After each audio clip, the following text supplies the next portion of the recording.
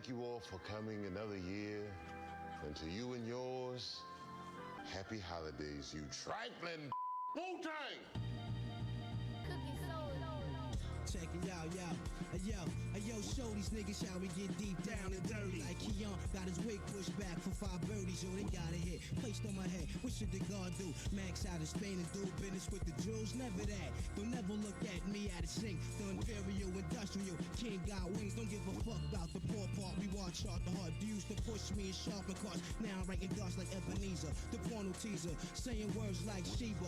Mexico grab a valid the visa. My team got robbed like 6 Flags plus a rule lab. Cameras in 9 bedrooms. We old dads don't touch this crackling hot shit. I snap your shoulder blade in half, laughing pop shit. Readers Digest, pass my book to L. Ron Hubbard. Got back that the world government try to dub it, devils love it. Booby trap racks cover the tracks like ADAX. Sharper than lace the Marley, scratch supreme clientele. My cartel will start Joe Bad Joe. Yo, this shit is P squares with no bell. Oh well, signing off as usual.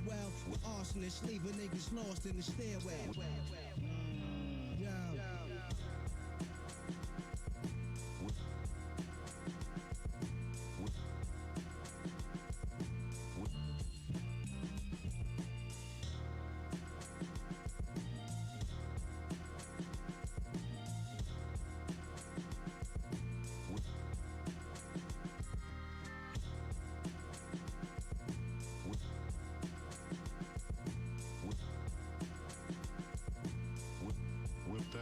Eyes on the globe, we'll find it hard to sleep tonight.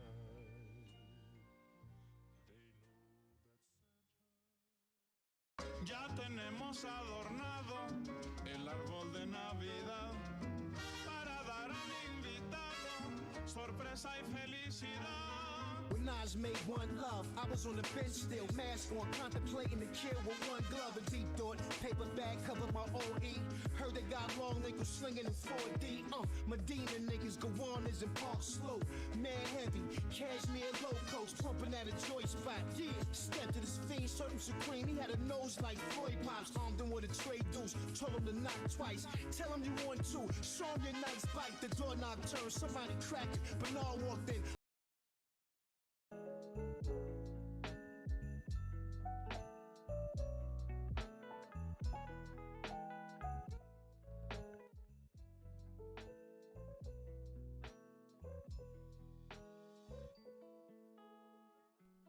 Yo, what's up, everybody? Hope y'all are having a good day so far. We're about to get into some hidden holiday cup games.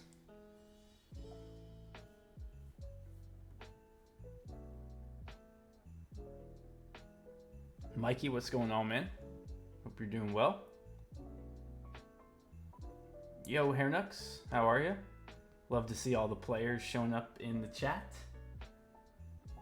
Got some fun games for you guys today. I'm gonna do at least one full set. We might be able to get 2 sets in. We'll see how it goes.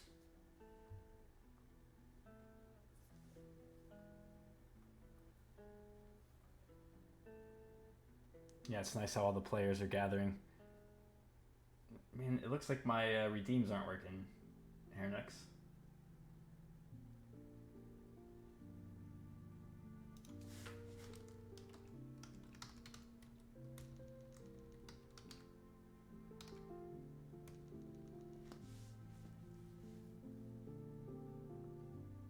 Yeah, there's intel to be had. The group stage is winding down. Most of the games have already been submitted. There's still a few left. But I've got a big backlog of stuff that we can cast. So I think I'm going to have Iron Sheffy in with me for a little while to begin the cast. And then Sarah's going to join. Sarums, of course. The co-host of the tournament. She'll be joining us as well. Doc Min, welcome in. Let's see, what are we gonna cast today, guys? I think we're gonna finish out a player in Group A. I know I kind of wanted to keep the groups even as far as like how many games have been shown, but I think I'm gonna go ahead and finish out John McClane and his set against the Grinch. So it'll be the first time we've seen the Grinch, and it'll potentially be the last time we see John McClane if he does not get a win. Because we've seen him with 2 losses so far. So it could be a closeout for McClane, and it'll give us a first glimpse at the Grinch. And if we get through that one, I've got a couple of games from the Snow Miser. So it'll be a Snow Miser game and John McClane versus the Grinch. So that's what's on the menu for tonight. Yeah, unfortunately, John McClane has not got to play Hans Gruber. John McClane's had a rough time of it so far in the tournament, but has this opportunity to get a win. And if he does get the 2 wins, he's not eliminated from contention from moving on to the next stage. So there is a chance.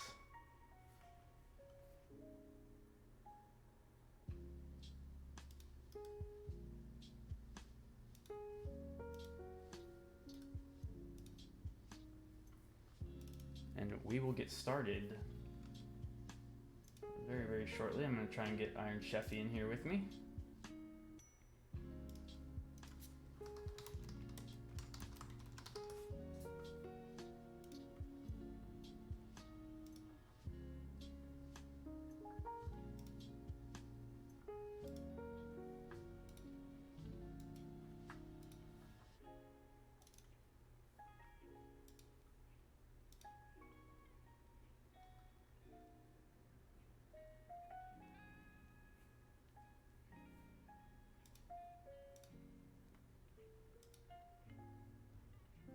Just wants to be an underdog story. Oh, Vic is no longer a McClane fan after all the L's that he took yesterday.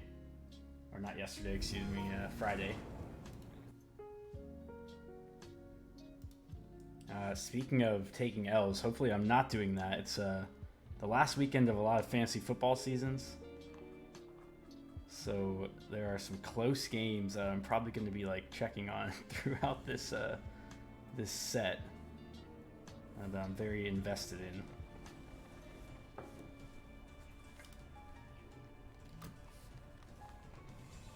Yeah, lots of YOLOing, that's true. He has gone very from the hip style, just like his namesake John McClane in this one. Hi, Joey. Hey, Chef, how you doing, man?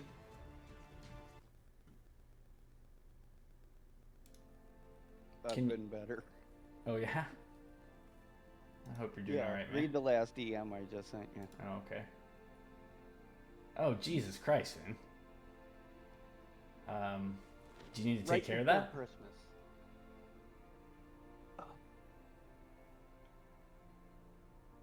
So how's everybody doing? I'm not here to... Let me kill my music here, Chefy, or at least turn it down a little bit more. Try and keep it as faint as I can. Do I need to turn myself up? Mikey says I'm a little low. I think you're better now. Do I need to turn... You started low, but I think you're okay. Okay. Yeah, hopefully they can hear you now. Okay, so Sheffy, I'm going to send you this game here in DM. And then I'm going to get it loaded up and we can start it off. So Sheffy, let me get you guys caught up. He recast a couple of games. And Sheffy, I think it'd be really cool if we could kind of have that be a standard thing. Maybe I send you the best games from the sets that we cast. And you can be kind of like I can be a late night highlight channel. Like a highlight show to bring the audience, bring more of the games to the European. Exactly. I mean, I think. Go ahead. I would venture to say that I haven't looked, but I'd venture to say that the majority of my viewership is European.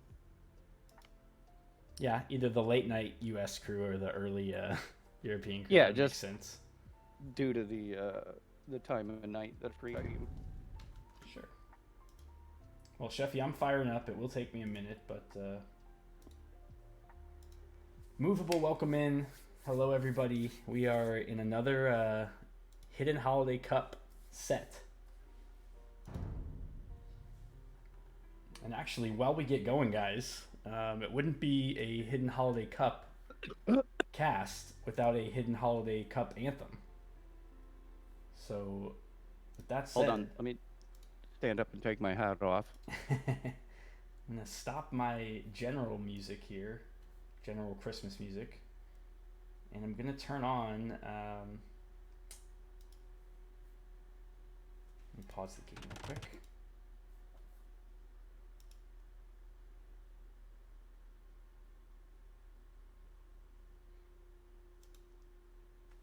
Alright, game's paused. This is our Hidden Holiday Cup anthem. I hope you guys enjoy. Sheffy, we'll get into the game right after the song, okay? Right on.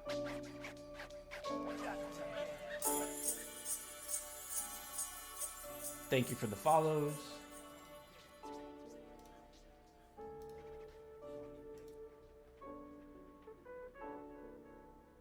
Azur, I think I got enough for tonight, man. Thank you very much. Ed the Sock, thank you. It's a cloudy day outside and the windows are fucked up. The holidays make me wanna watch some Hidden Cup. Getting my hot chocolate ready and some gingerbread too. HHC by Capture Nine's gonna be something for you. The players are there and the leads are hidden, so you never know who you're going to face in this scenario. This will be a never glow. Let's play some games, enjoy the Christmas time while watching some H. It's a hidden holiday. It's a hidden holiday. It's a hidden holiday. Cup. It's the hidden holiday. It's a hidden holiday. It's the hidden holiday. Cup.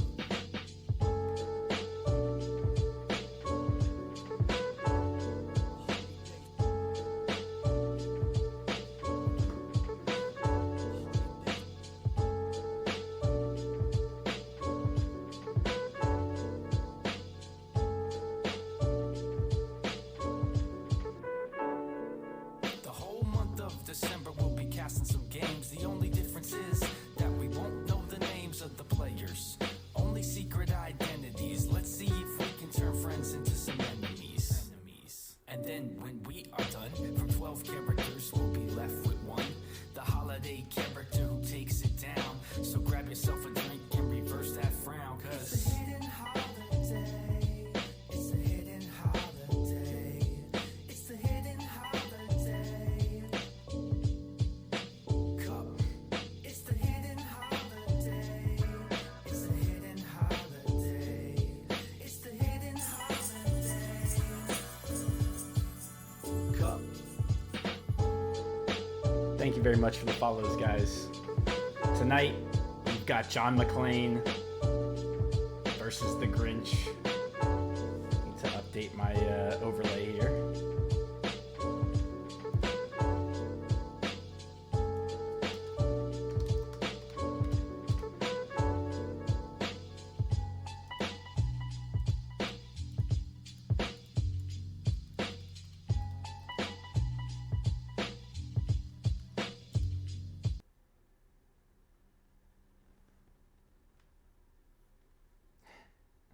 All right, Chef, are you back with me?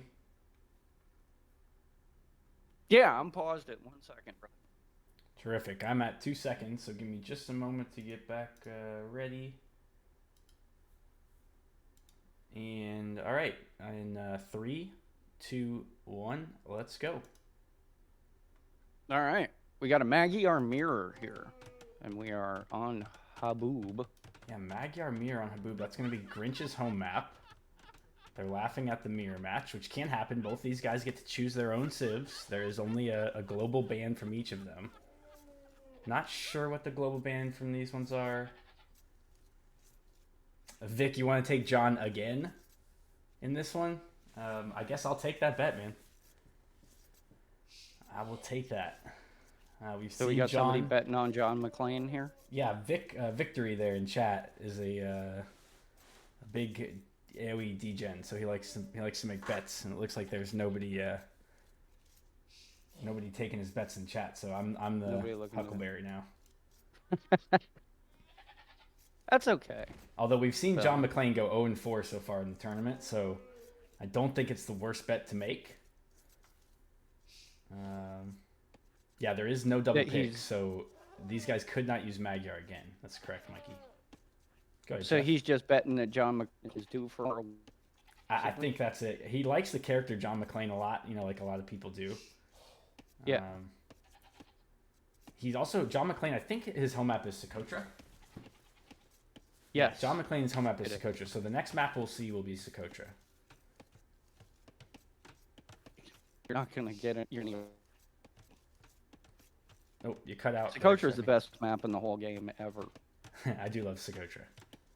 And he's the I only want person them to that picked replace it. Arabia with it That'd be in nice. the map pool. That would be nice. So, Magyar Mirror, are we gonna just see who can scout the hardest here? I mean, it feels In like a heavy Feudal Age? scout map. You certainly could do like Men at Arms or something like that, but I think at this elo, you're definitely most likely to see Magyar scouts. I'm looking at the elephant lures right now. This is the first time we've seen the Grinch, Sheffy.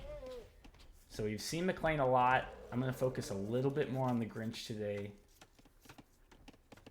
It's an interesting lumber camp that he's placed. It's kind of out to the side. Actually, both of them. Kind of an odd lumber camp. Yeah. Well,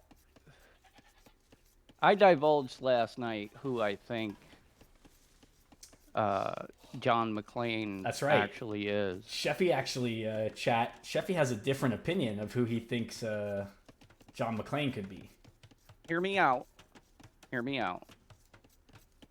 The person that I thought John McClane was has Socotra as his quote-unquote home map, but did nothing to come forward and try and get Blue's elephant.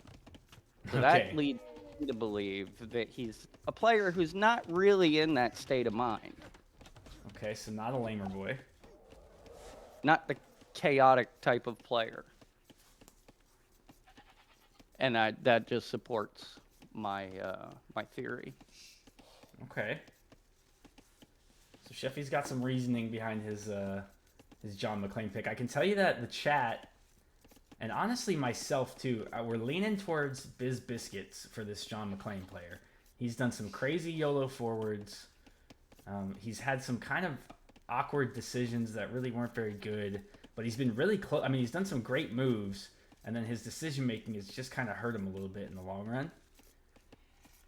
So I could definitely see like I Will Heal You is a lower rated as far as the general elo of the tournament goes, and of course Sheffy just played him in the last show match, so Sheffy thinks that I Will Heal You, right? Is John Yes. McClane? Yeah. Okay. So I'm kind of split on that one. I still don't really have a good guess for McClane. Grinch is looking pretty clean here. Only 8 seconds of idle TC.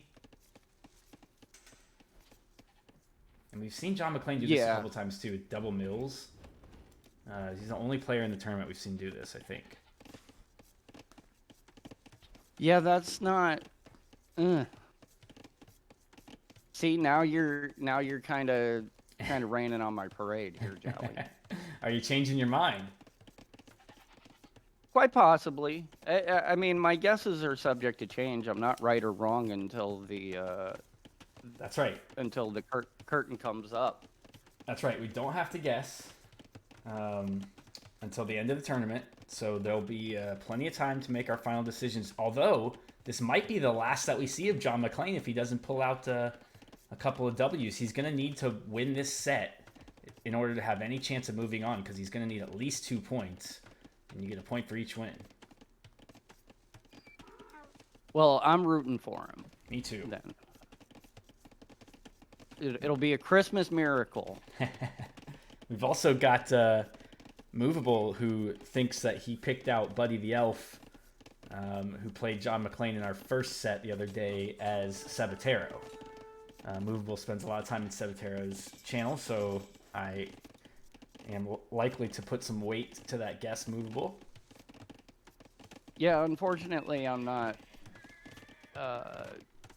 too familiar with the way he plays, but I will admit, Blue does seem to be maybe the stronger player, mechanically at least here, Yeah, as so he gets far- into feudal age. 20 seconds, Sheffy, of idle time more at the TC, so that's almost a whole villager there. We've got Stable already down and going to be pumping out scouts before feudal age even comes in for red, so he really needs to get quick walled here, maybe even get some spears out quickly, just to give himself a good chance. He's going to gold. Yeah, he's going to be. This is going to be archers, I think. So it's a little And bit of a. Oh perhaps- no, it is stable. Okay, why so much gold if we're going stable? Very interesting. And the scouts come in. They're not going to get any kills, but the woodline is bare, and he's going to see that right away.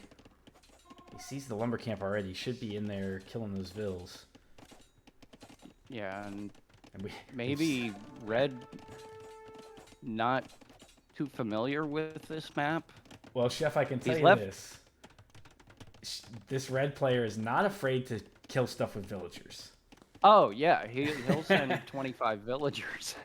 They've done it with every game, so when these scouts come, the red villagers are going to fight them. And if I was the blue player, I'd be looking for a blacksmith, and he's actually even added the range already to start John with some archer McClane- production. John McClane always has a huge military advantage. Let's get 27 military on the field right now. The TC is a production building. Is a military production building. I mean, Why is he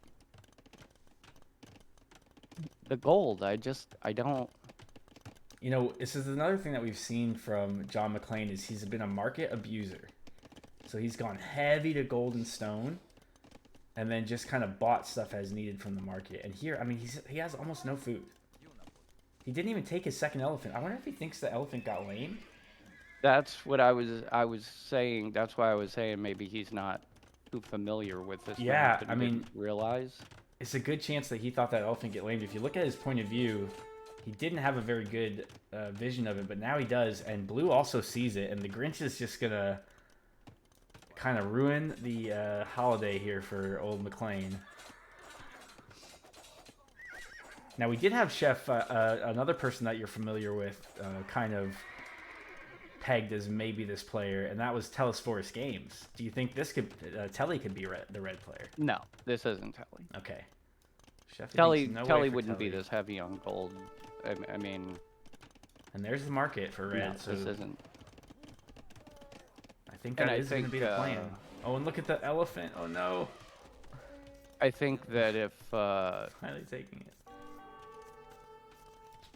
Kelly's intention with Magyars would be to take advantage. I feel like he might play them the same way as if he was Japanese. Oh, and Which here we is go one of- again. One of Telly's main civs, and yep. Here we go again, Sheffy. It's a mad Vil rush. And this guy is just yippee-ki-yaying all over the Yep. map now. This guy needs to start playing Burgundians. Berber, right? Or, well, Berbers would be good too. Yeah, the but, fast ones. I was thinking of the button. The Well, then they're not Vils anymore, you know. well, yeah, that's true. Blue not doing a ton to combat this, but Red, he just had no food. He's only on 31 Vils now. Or, excuse me, 27 to Blue's 31. But yeah, it just seems like the Flemish Revolution would be right up his alley. Guys, I don't think my alerts are working for some reason. The redeems. I don't know why they're not working, but they're not working. G, welcome in, buddy. My follow and sub alerts are actually working now. All right, a good Based fight on here. what I'm seeing here, yeah, I think I might have to rethink my guess. So you're not thinking this is a I will heal you anymore. No, because watching him play, he's just very reliant on. Yeah, I mean, not to take anything away from him, he's a good player, but his Playstyle, I think, is much more predicated on kind of an ABC sort of Now these Magyar Scouts, Sheffy, they did some real damage to those blue archers and have killed almost all of them. And we have so much gold, and we're going to more gold. I don't know if, are we just gonna buy our way up? Is that the plan here? It Another has stable? to be. He's even taken the back gold back here. Yeah, that's the one I was referring So, to. Crazy. Hey Jade, he- welcome in. Is completely throwing any Receiving a militia from blue in here. To fight any the villagers. semblance of eco management or macro. Gamer, the poor guy, he would be on the floor in the fetal position with tears streaming down his face if he saw the way Red is macroing this game. Yeah, and yet he's a villager behind. I mean, not terrible. You know, he's somehow scraping and managing to stay in this game. And when he does get up to Castle Age, if he gets up to Castle Age, I guess at this point, he'll have the resources to buy the things that he wants to do. I just have no idea what he wants to do. Well, he's got bloodlines coming in. Okay, Bloodlines is a good research, but you only have one scout. Okay, a bunch of villagers coming forward, and it's a... Oh, I do not like that tower. Sitting at the back of Blue's base. And yeah, this is Yeah, that tower just doesn't do anything at all. Red's painting a picture. It's a Jackson Pollock or a Picasso. And blue... Actually, this tower could work decently if blue just accidentally walks up underneath it. But he's not going to do that. The Grinch is going to avoid... He's going to lose a couple more archers to get into these Magyar Scouts. Magyar Scouts with the +1 attack instantly are nothing to be messed with. Yeah, especially with bloodlines on him. Yep. The Grinch does have He'll fletching almost now. be able to fight these spearmen, but Yeah, you yeah, can these almost- scouts from Red are no joke. But I just think Blue's in a lot better position. He'll be up to Castle Age in another minute, and he's got the eco. You know, he's got plenty of food, got plenty of wood. Probably could use 1 or 2 more on gold just for upgrades. But it looks to me. Oh, Sheffy. Oh no, he's dropping a 3rd stable. I was thinking maybe he was gonna transition into CA, but I like what Red is doing here with his scouts at the back of Blue's base, waiting for him to go to that wood line in the back, which is a possibility. yeah, he's looking for it. But Blue's gonna... The Grinch, I should say, Yeah, Castle Age. is elected to stay over here on the right-hand side.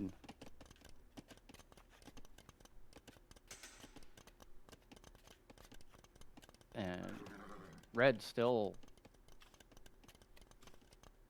showing no signs of thinking about Castle Age, and now Well- he's gonna empty out his entire wood line and put them all on stone. Yeah, I think Red is thinking about Castle Age, Sheffy. He's just thinking about buying Castle Age because there's no food, and the stone is going to be for a castle, and it'll be a forward castle, probably like right here, if we've seen anything from John McClane in the tournament so far. Meanwhile, the Blue Knights are going to wipe up McClane's tower here, which never really did anything to start with. As you can see, it has 0 kills, so kind of a wasted tower. And it's also, you know, we spent 125 stone, and now we've got, what is this, 16 villagers on stone. Could have maybe saved that. Yeah, so he'll for sure have the stone for a castle, but these are +2 attack knights. Yeah, they have +1 defense also, and the vill count, even though Red has a few more vills right now, he's going to lose these vills, and if they find these... he hasn't seen any of the mining camps yet on the top side, so he may be safe from there, but if Blue finds those, Red's in big, big trouble. 'Cause there's no way you're going to run those vills back without losing a ton of them. He's Yeah, just going to and kind of it's get lucky right now, and blue's going to go back the other way. I think going to be an endless stream of knights here. So red's going to have to... Yep, knights are going to come out. We're going to try and kill the barracks here.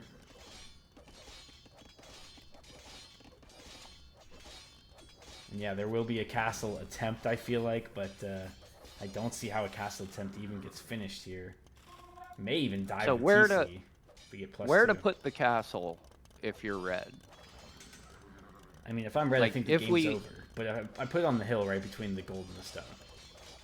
It's the only place it can get down. It's the only place it protects the most resources. You don't think trying in between the gold and the stone over here? No, I don't On think the that right? I don't think that has any chance of getting down. Just because blue hasn't seen anything at all yet over here, you know, there's a chance of it getting up over there, but now he's going forward with it, like I said, and it's probably going to be, yeah, there it is. Almost the exact spot where I said it was going to be. And there's zero chance that this gets up. And this will be the game. And Vic is getting his credit card ready as we speak.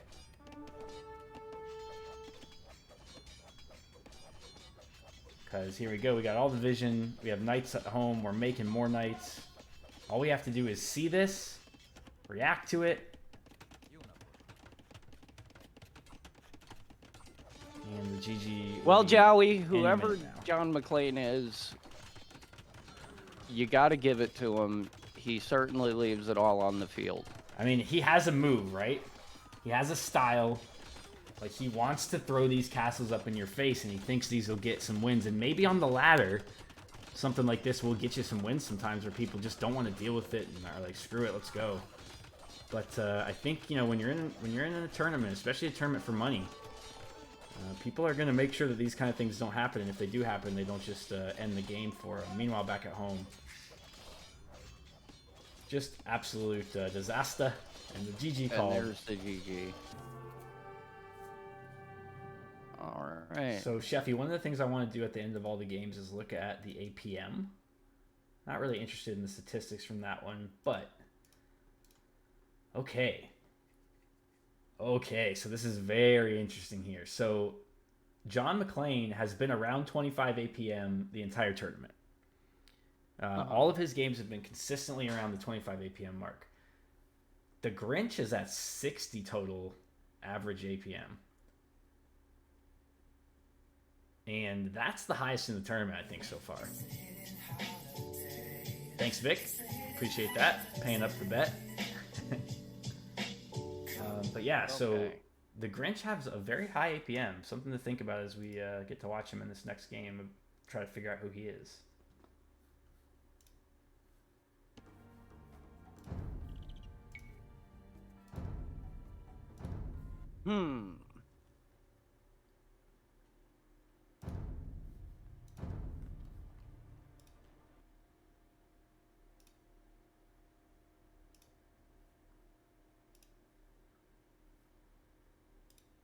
So I'm looking at the player list.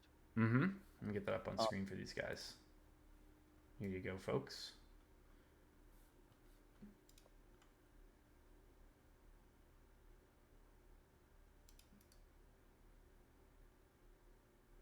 I would definitely be led to believe that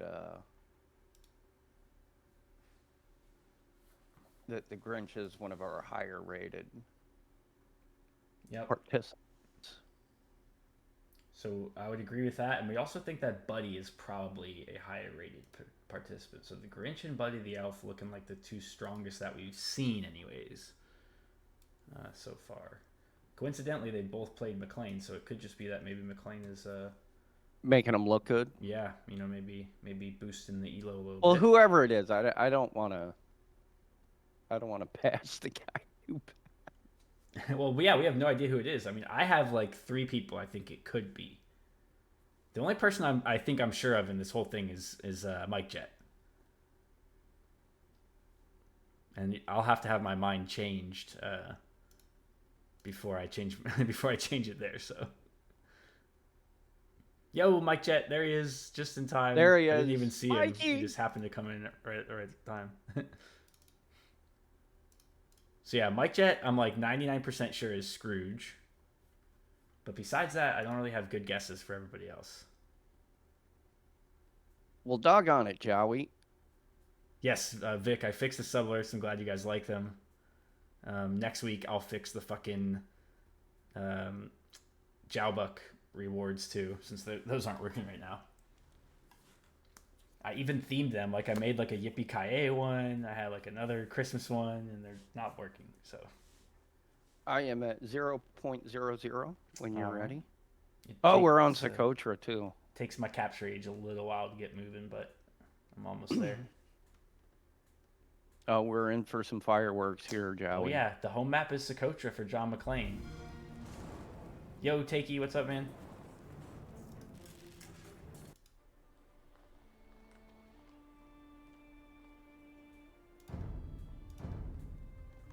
Yeah, I think I'm gonna scrap my my John McClane guess Okay, well you certainly have time from last night.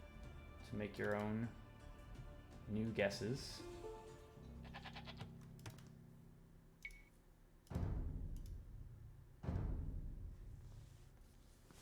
All right, so Sheffy, it looks like I think I saw Incas and Poles. Yes, Gonna be the two Incas sips and for this Poles. one. So Incas for the Grinch and John McClane. Well, we've seen John McClane love his castles, especially on Socotra. If you remember the game you casted last night, Sheffy. Yeah. We're gonna see some castles in this one. I feel like maybe even He some towers. swings for the fences. He certainly does. And he'll How many? fight I think your archers. I think he placed four castles in that Socotra game I sent you last night, and still lost the game somehow. I would have thought if you get 4 castles up on Socotra, you get the W. So I would have thought that was a good strategy. But all right, Sheffy, I am at 25 seconds. You want to get synced up with me? Yeah. Give me a sec here. Capture Age Pro, do your thing. 25, you said? 25 seconds, yes, sir. Alrighty, I am there. All right, in 3, 2, 1, go. Alrighty. Let's see if there's any layman going on. Oh, there for sure is. We do have the Eagle Eagle. Scout gets extra vision. He immediately sees kind of an unfortunate map gen for John McClane with his zebras being way out front here. Yeah, It's going to make those kind of hard to take, I think. We've seen that a lot with this Socotra generation, Sheffy. Somebody's deer show up in the back, and somebody's deer show up kind of in the middle. It Yeah. almost Well- feels like an unfair advantage for that player who gets the deer in the back, doesn't it?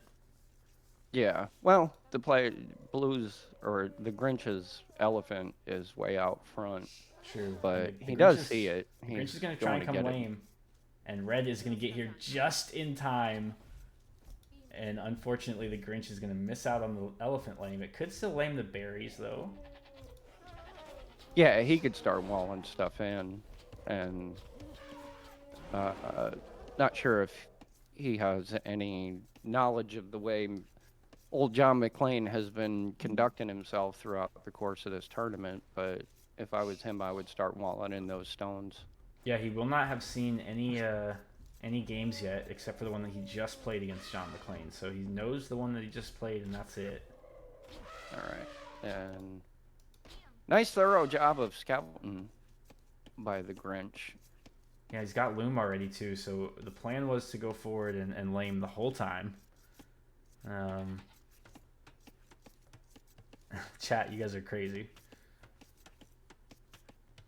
And John McClane not really being all that aggressive with his scouting, so Gonna get busted here with our little Sneakville. And, ooh, almost dives them to the TC. Alright, we kept it alive. Only took a little shot on our Eagle. And we should lame these deer now. Yeah, so Yeah. the zebra are gonna get lamed, and that's really nice from Red. Excuse me, losing from, the Blue.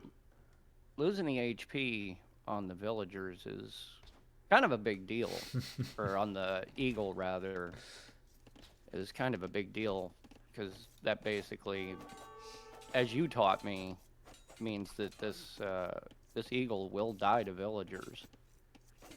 Yeah, the good news for the Eagle So- is you can go pop it back in your TC and it'll regain some of that HP, which is something that you can't do with the Scout. But I like what Red's doing Yeah. here, coming out to the Zebra and saying, okay, you lamed him, but I'm going to at least take him anyways. And Red now is diving the Oh, TC. no. Oh, no. We lost some HP, but not too bad, except kept everything alive. Yeah, Bricks, hopefully Grinch stays around for a little while. We can have some more fun Grinch puns. Like your eco is a lean one, Mr. Grinch. So, Blue only gets the lame on 2 of these Zebra, and he is taking the third. I like the house out front too, to kind of try and give him a little bit of extra vision. And as John McClane loses his Scout here, Yeah, that's bad. You don't want to be losing your Scout in Socotra. It's so important to just maybe be able to push a few deer, get some good vision here, see what your opponent's going to open with. And now, as the Incas, you know, you're probably going to expect some kind of archers. But, you know, Blue could now surprise with a couple of barracks in the back or something and go Eagles. They could rush with towers before you're really ready for it. So it's pretty tough losing your Scout there for McClane. yeah, and I'm not quite sure about the decision to just long haul these deer. And John McClane already moving to stone, so Yeah, I think we know what we've what seen he's John going McClane after. drop 2 mills in multiple games already, and now he's like hates mills. He's like, no mills ever. That's going to stone already as poles on this map is a little bit of a tell. Now he does get It's like- gold, obviously, as well while he's mining that stone, right? Licking the back of both your cards and sticking them to your forehead right before you push all your chips into the middle of the table. Incas That have a was a good poker- tower. Yeah, Poker joke. yeah. Yeah. I gotcha. He does have a good tower defensive in Incas. A little bit cheaper. Does he have any back stone? He doesn't have any back stone though. So we saw John McClane take control of all the stone on Socotra in his game. Actually the one that you watched last night, Sheffy. Yeah. So he may look to do that again. Maybe this time with towers instead of castles. I actually think that'd be a decent idea if you could kind of get a nice tower push around this right side. There's not a lot of resources that Blue can take. Blue almost loses his Eagle there. 3 HP remaining.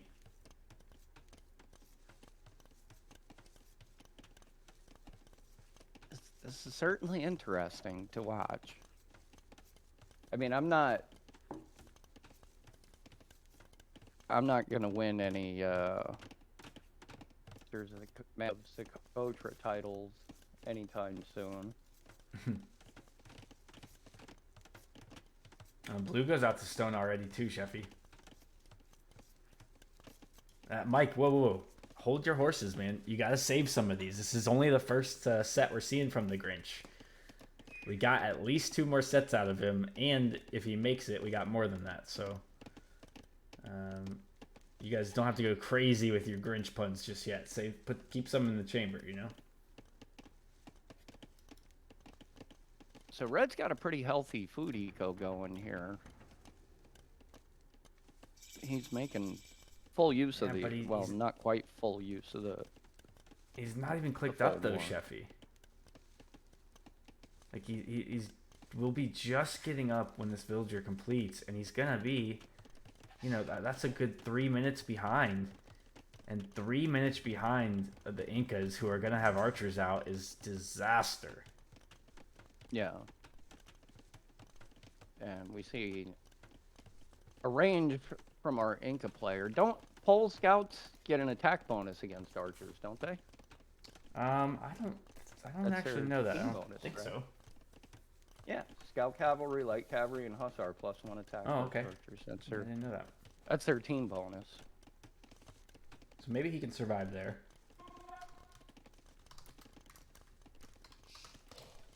Well, he's going into feudal age with enough stone to make himself a castle.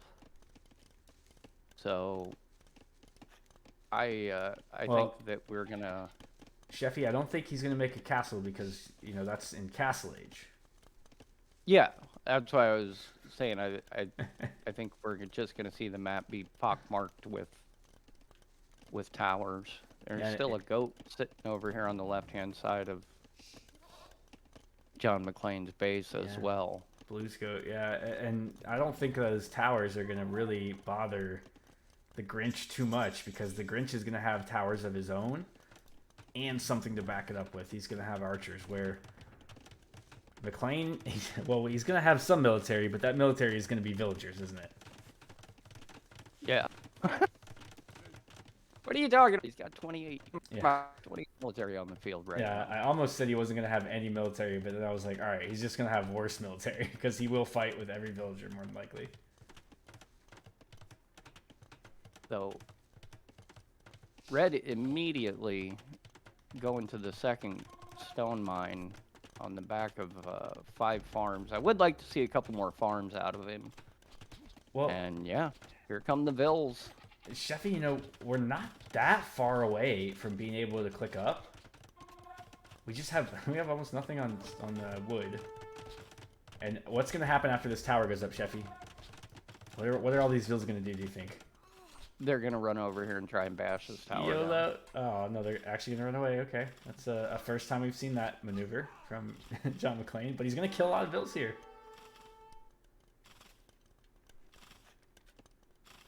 Yeah. Blue's already got fletching though, so. And at the end of the day, Blue's tower will win this fight. You think so? Well, yeah. Just because, like I said, Blue's got fletching, Red does. John McClane doesn't. But yeah, But here John McClane's come- got YOLO vills. come the villagers. Ting ting ting ting ting ting ting ting. Do only live once. So send those vills. And yeah, See what two more vills down for blue. More Oh, villagers. the archers the villagers get an archer kill. Yeah, more archers down. These villagers have a kill. And John McClane can repair and build towers to his heart's content. Yep, he's got almost enough. He could actually sell and buy his way up if he does get a market at some point. He doesn't have any buildings though, so we're actually still a decent bit away. But look at the preemptive tower this time. This is something different we haven't seen from John McClane. He preempts the tower on the right side. Oh, I'm sorry guys, I gotta get my score there. Preempts the tower on the right side, and this is a great move. It's gonna stop the attempted tower from the Grinch. Really, really nice game sense there from McClane. He's evolving. Yeah. And at this point, if you're blue, man, Blue loses a vill. I mean, you've lost a lot of villagers. You're down 5 vills now. Oh, look at this, though. He knows about this, and I don't know if Red does. If Red knew about this and could trap this would be so sick. Like 2 Yeah. houses here and like a little wall piece here, and this would be that entire force from blue trapped. But a nice, We are gonna get nice tower. a tower Yes, at the back. Beige. We made one early for you guys. Welcome in. I hope you can stay around for a little bit before bedtime. And the Grinch catches wind of it, and he's gonna drop another tower here. Yeah, McClane dropping the defensive tower. I like the defensive tower, but I would also just move the wood line.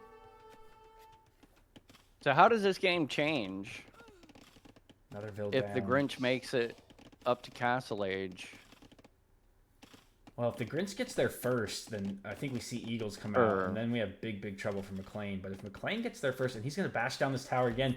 So, Blue, the Grinch, if you learned any lesson in this... Oh, and he's also going to wall. I love it. He's not walling far enough, though, so the archers are going to be able to come over, I think. Oh, but the archers are pathing badly. This is great for McClane. Yeah, so these vills will be stuck in here with... And they're going to die, yeah. It'll And the be, archers can't get close enough because the tower will range them. Why did he delete? He deleted the wall segment and let the vill out. Yeah, he killed it, But though. And no the matter, archers the should go vill down. goes down. And the tower defense paying off for John McClane. No, I was gonna ask, how does I meant to ask, how does the game change if John McClane makes it up to Castle Age first? Well, John McClane's going to go right about here and try and put a castle. And if it gets down, it's big trouble. Yo, Berber's Burgers. Guys, I think that's Biz Biscuits. Berber's Burgers. Can you confirm with me that you are Biz Biscuits?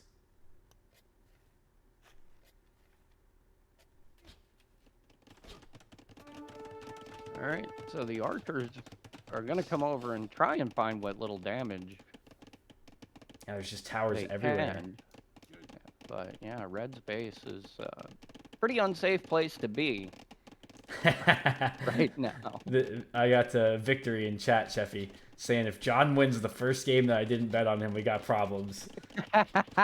So this could be the 1W that John gets when Vic does not have a sub on the line. And I'd like to point out that Blue has sniped this one farm to the right of the bulwark twice Ooh. now. Sheffy, he's also up now. Blue is clicked up to Castle Age. John McClane decided to make scouts, I guess, instead. So he's like, I'm not going to go to Castle Age. I'm just going to make multiple scouts. And I Yeah, don't like he's- that decision. I think once Castle Age comes in for Blue, he can drop TCs if he wants. He can even make a castle if he wants to. Oh, nice. Yeah. Okay, so guys, Berber's Burgers is Biz Biscuits.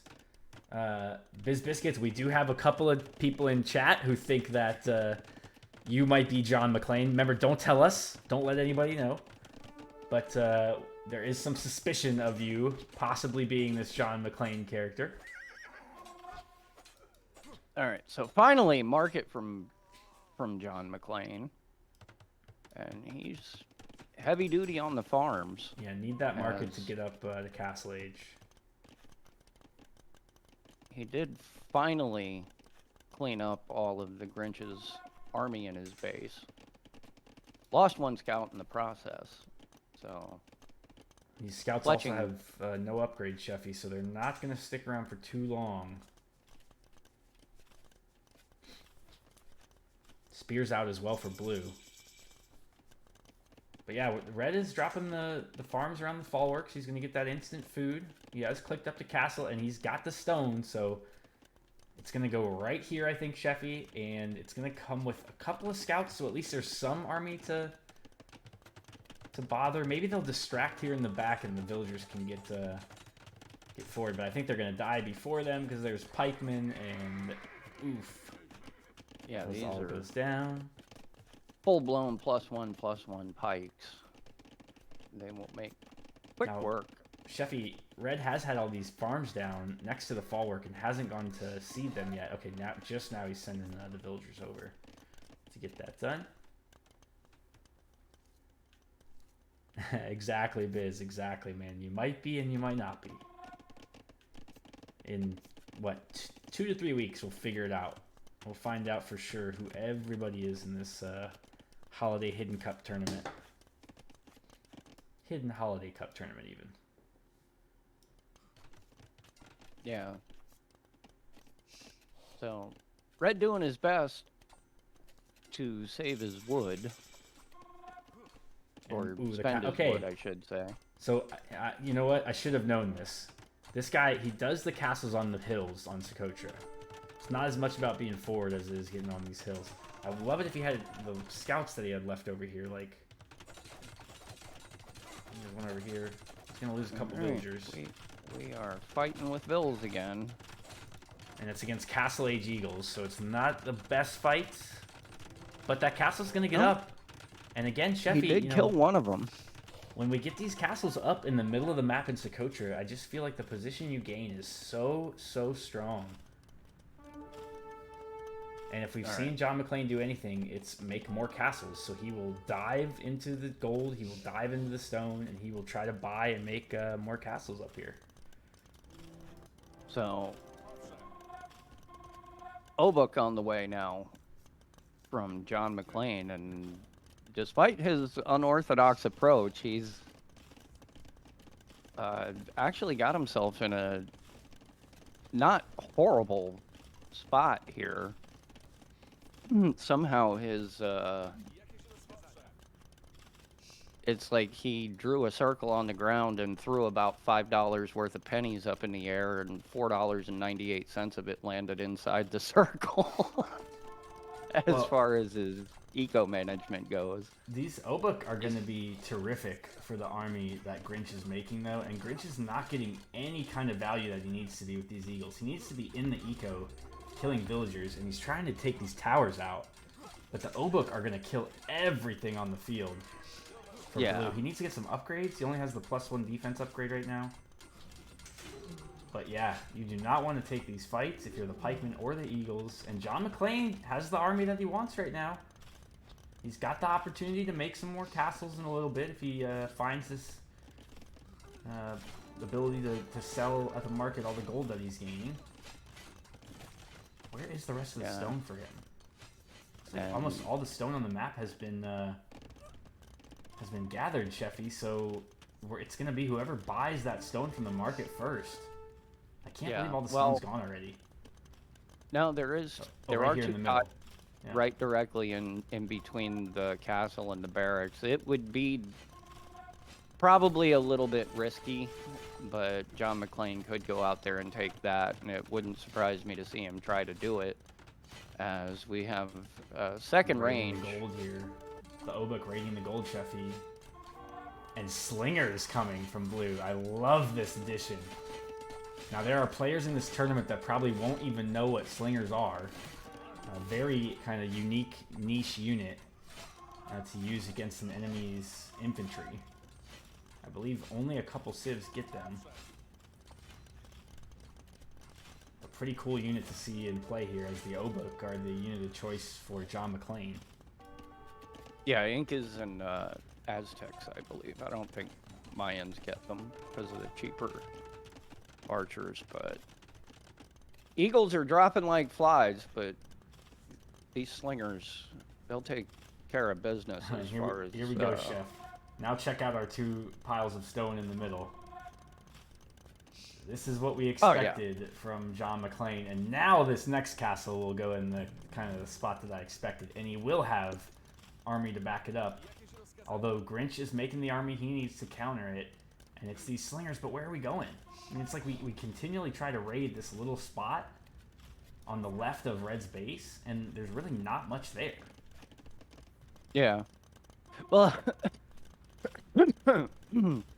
I think it's it might be the path into kind of the soft white underbelly of John McClane's eco, though. Oh, and look at the castle. He deletes his own house to be able to place it. And this is a good castle. I would like for it to be on this right side a little more to deny the gold, but the gold's gone, so I guess it doesn't matter for that anymore. And this is great. So, this could be the game, Sheffy. I mean, I don't... There's lots for Blue to kind of continue to raid. Oh, and this could the Obuk carnage up here by the defensive tower for the Grinch. They just killed... Could just be in complete panic mode right now. And the Slingers are late to get to these Obuk, but they do get here, and these Obuk need to run now. Watch how the Slingers are going to absolutely shred these Obuk. Good job finally running away. That castle... This castle's already got 8 kills. These two castles 7 are of them are villagers. Yeah, these two castles are really good. And this tower will come down eventually for the Obuk. And we now have more production buildings for the Obuk as well. And now all we need to do is add like a little bit of cavalry, which is easy enough to do for the Poles, because a couple of knights will absolutely destroy all of these Slingers. Yeah. Five knights, and that's what he's got. Well, he's only got 2 of them queued up right now, but 5 knights will... Yeah, they're coming now. And just get your army together for McClane, and you get the first win of the tournament for him here. Sorry, Victor. Vic, man, you're on fire, dude. You should buy pick lottery numbers and then buy the opposites. #rigged. So the knights are here. but the Grinch has pikes. But the Obuk are there, and with the Obuk and the Knights, it's just too much. I don't see Blue coming back from this. All Yeah. Red has to do is keep producing, and he's actually in the Vil lead by 20 Vils now. You know, the KD is hugely in his favor. I think this is McLean's game. Bad fight though on the hill. He's gonna lose all his Knights. Be kind of a bad fight He's here. sending all his villagers, all his real fighting units. Well, he's not getting the Vils involved this time. Not as much, that's for sure. But the Well, Sheffy, Obuk raids continue take a to look do at the damage take here. a look at the stone count, And yeah, he does have. and where are we gonna go? Well, that's the only question: is where is this forward castle about to go? I know. Ideally, where I would like it to go, but the Grinch has a farm there, so it would never go up. I think the next one needs to go up right behind this gold that he's taken out front. Oh, I know, Docman. This would be a perfect Yippee-ki-yay moment for us. I'll work on that before the next stream, guys. Everything that's broken, I'll like fix one thing in between streams. That seems to be the standard so far. A good job by the Grinch of continuing the production of Eagles and keeping the raids up. But I think with the the 20 Vil lead and the production of Obuk and Knights, I think Blue has just got it a little too tough today.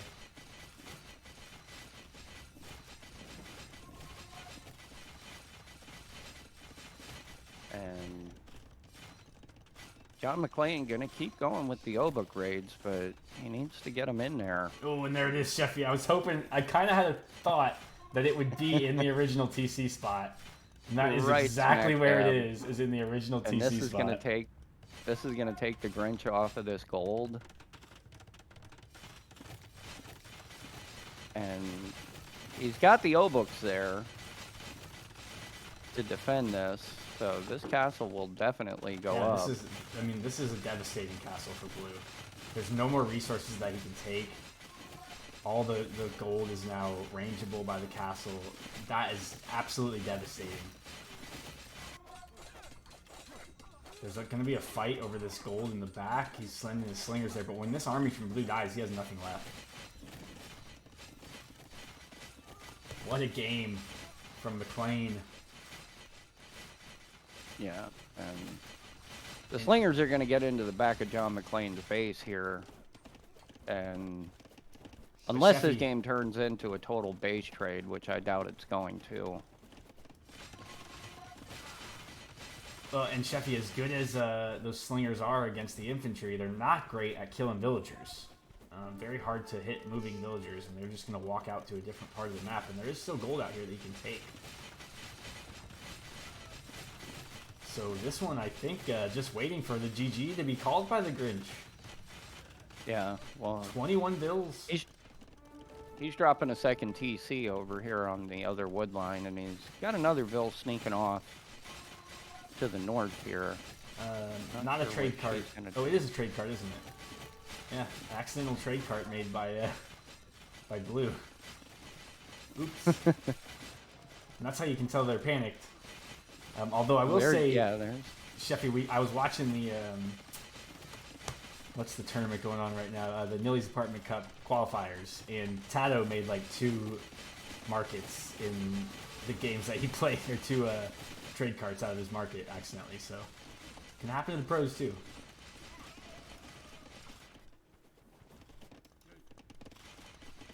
So yeah, the Slinger's Yeah, still in the back of the so- base, but not doing any work. Eagles getting cleaned up by the castles. Unfortunately for McLean, the only thing that he's really good at kind of using army-wise is his castles. The rest of the units' use hasn't been great. But he's just going to throw all the Obuk at the TC now, and they are strong. They are +2/+2. That TC is going down, and this is GG. This is your GG All right. moment, and there's the GG well played. So we're going to go to a game 3. John McClane does not get shut out of the tournament and is actually still alive at this point to possibly make it into the next round. So Sheffy, Rubber we'll get match. into a rubber match here. Pull this up as fast as I can.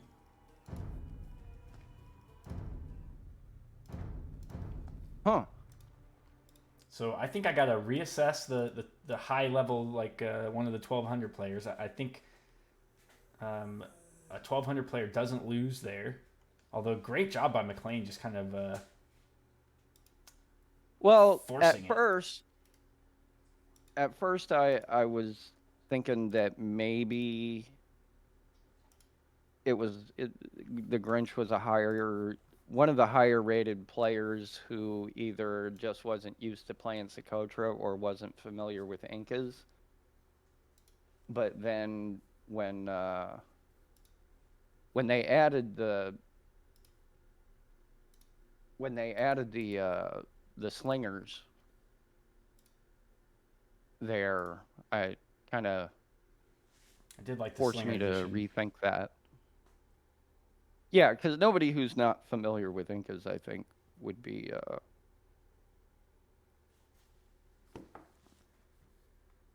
would know to add slingers there, or maybe they would. I don't know.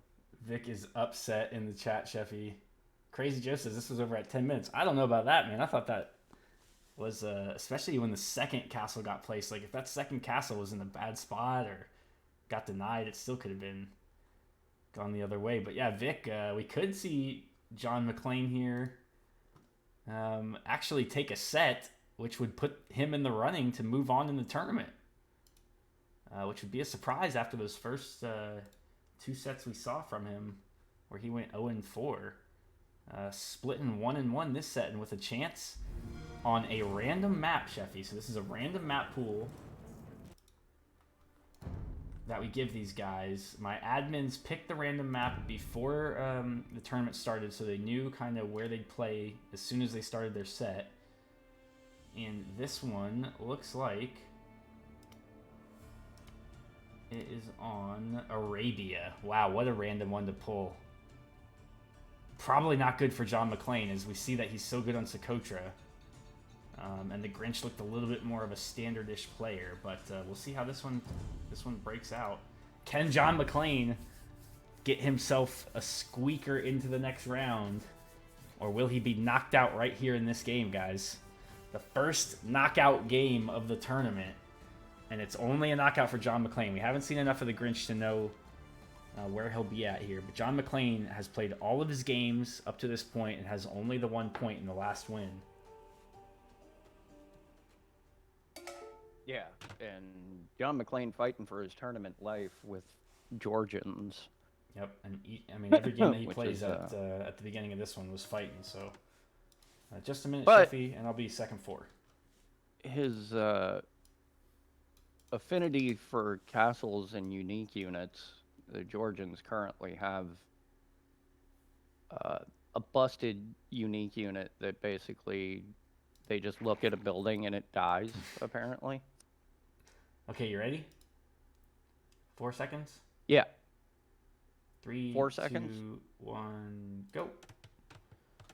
Alrighty. I mean, Vic, I couldn't bet against the Grinch after what we've seen here. I think the Grinch is a more standard player. I think he's going to be prepared for Arabia. I think John McClain's a kind of a clown, which I love. But I think Arabia is the hardest clown map. So if I have to bet, I'm betting on the Grinch. Yeah, Arabia's it's a hard map to get away with any kind of shenanigans here. But he is using the free mule cart to scout here, so little bit of maybe scouting he getting is a done, little alright. bit familiar with the Georgians. Well, I would think so. They have their free choice of civs. Just one ban each, global ban from each of the players. So pretty wide open choice of civs. So these guys, they know they're on Arabia. They know what they want to do. So let's see if these guys can pull something off here. Can John McClain save his life in the tournament, or will the Grinch give himself a foot up here? Grinch playing as the Malians and McClain as the Georgians. Sheffy, I'm gonna be honest, I don't know a ton about the Georgians. Obviously, they have the units you talked about, the Manaspa. Is that their? Is that what they have? Manaspa, is that right? Yeah, well, they also, instead of getting a monastery, they get to build a fortified church. Right. And Love those. yeah, they don't get the warrior priest, but their fortified church, any villager within, I believe it's a 10-tile radius, gets a 10% boost in their work rate. And in feudal age, I'm not sure about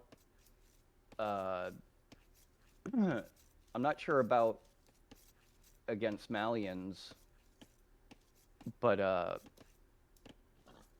their scout cavalry regenerate HP as well.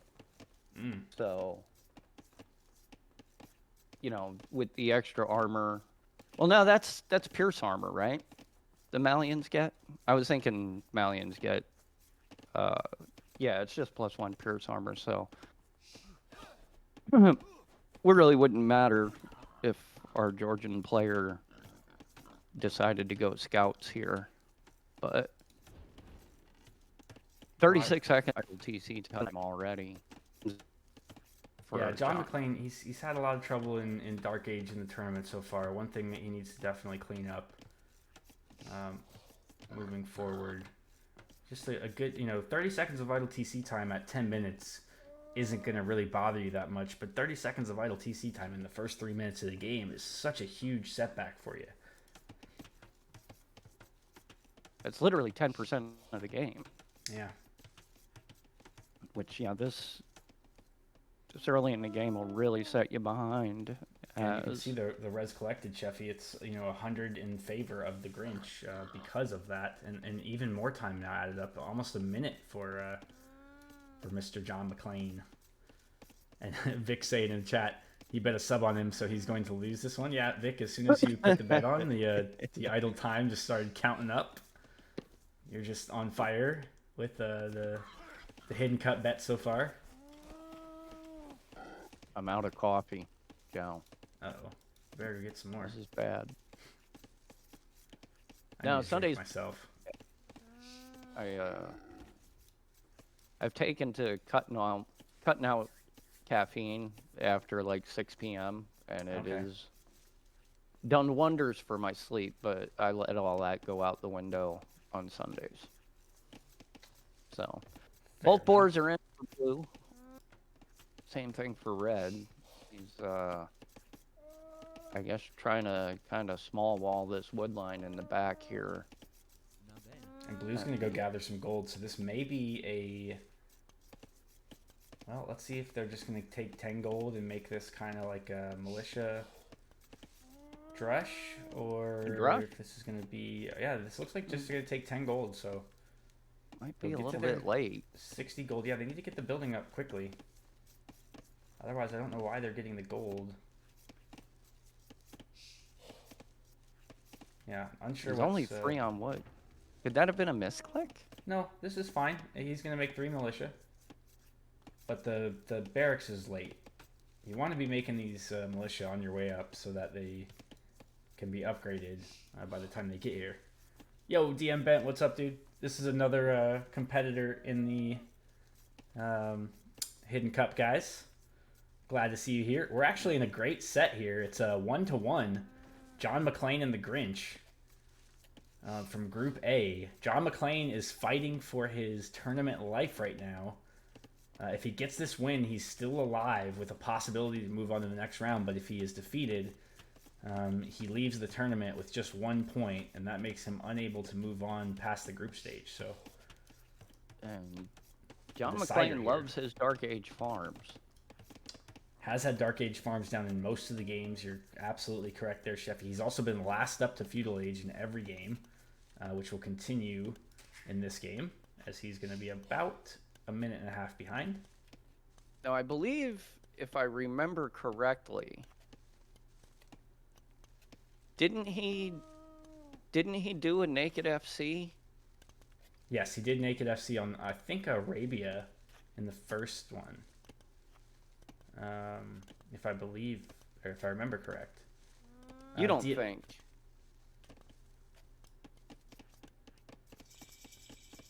Do I you don't think what.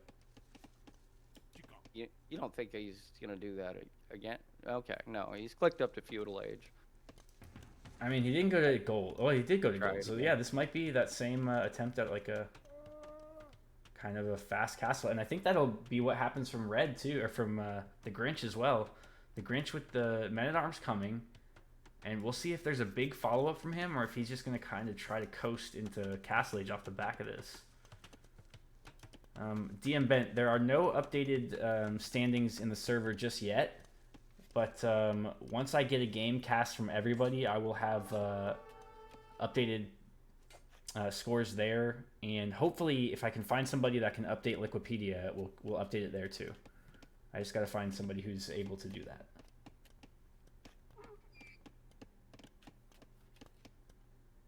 So, Man at Arms upgrade, and for the Grinch, as John And McClane. straight to the gold.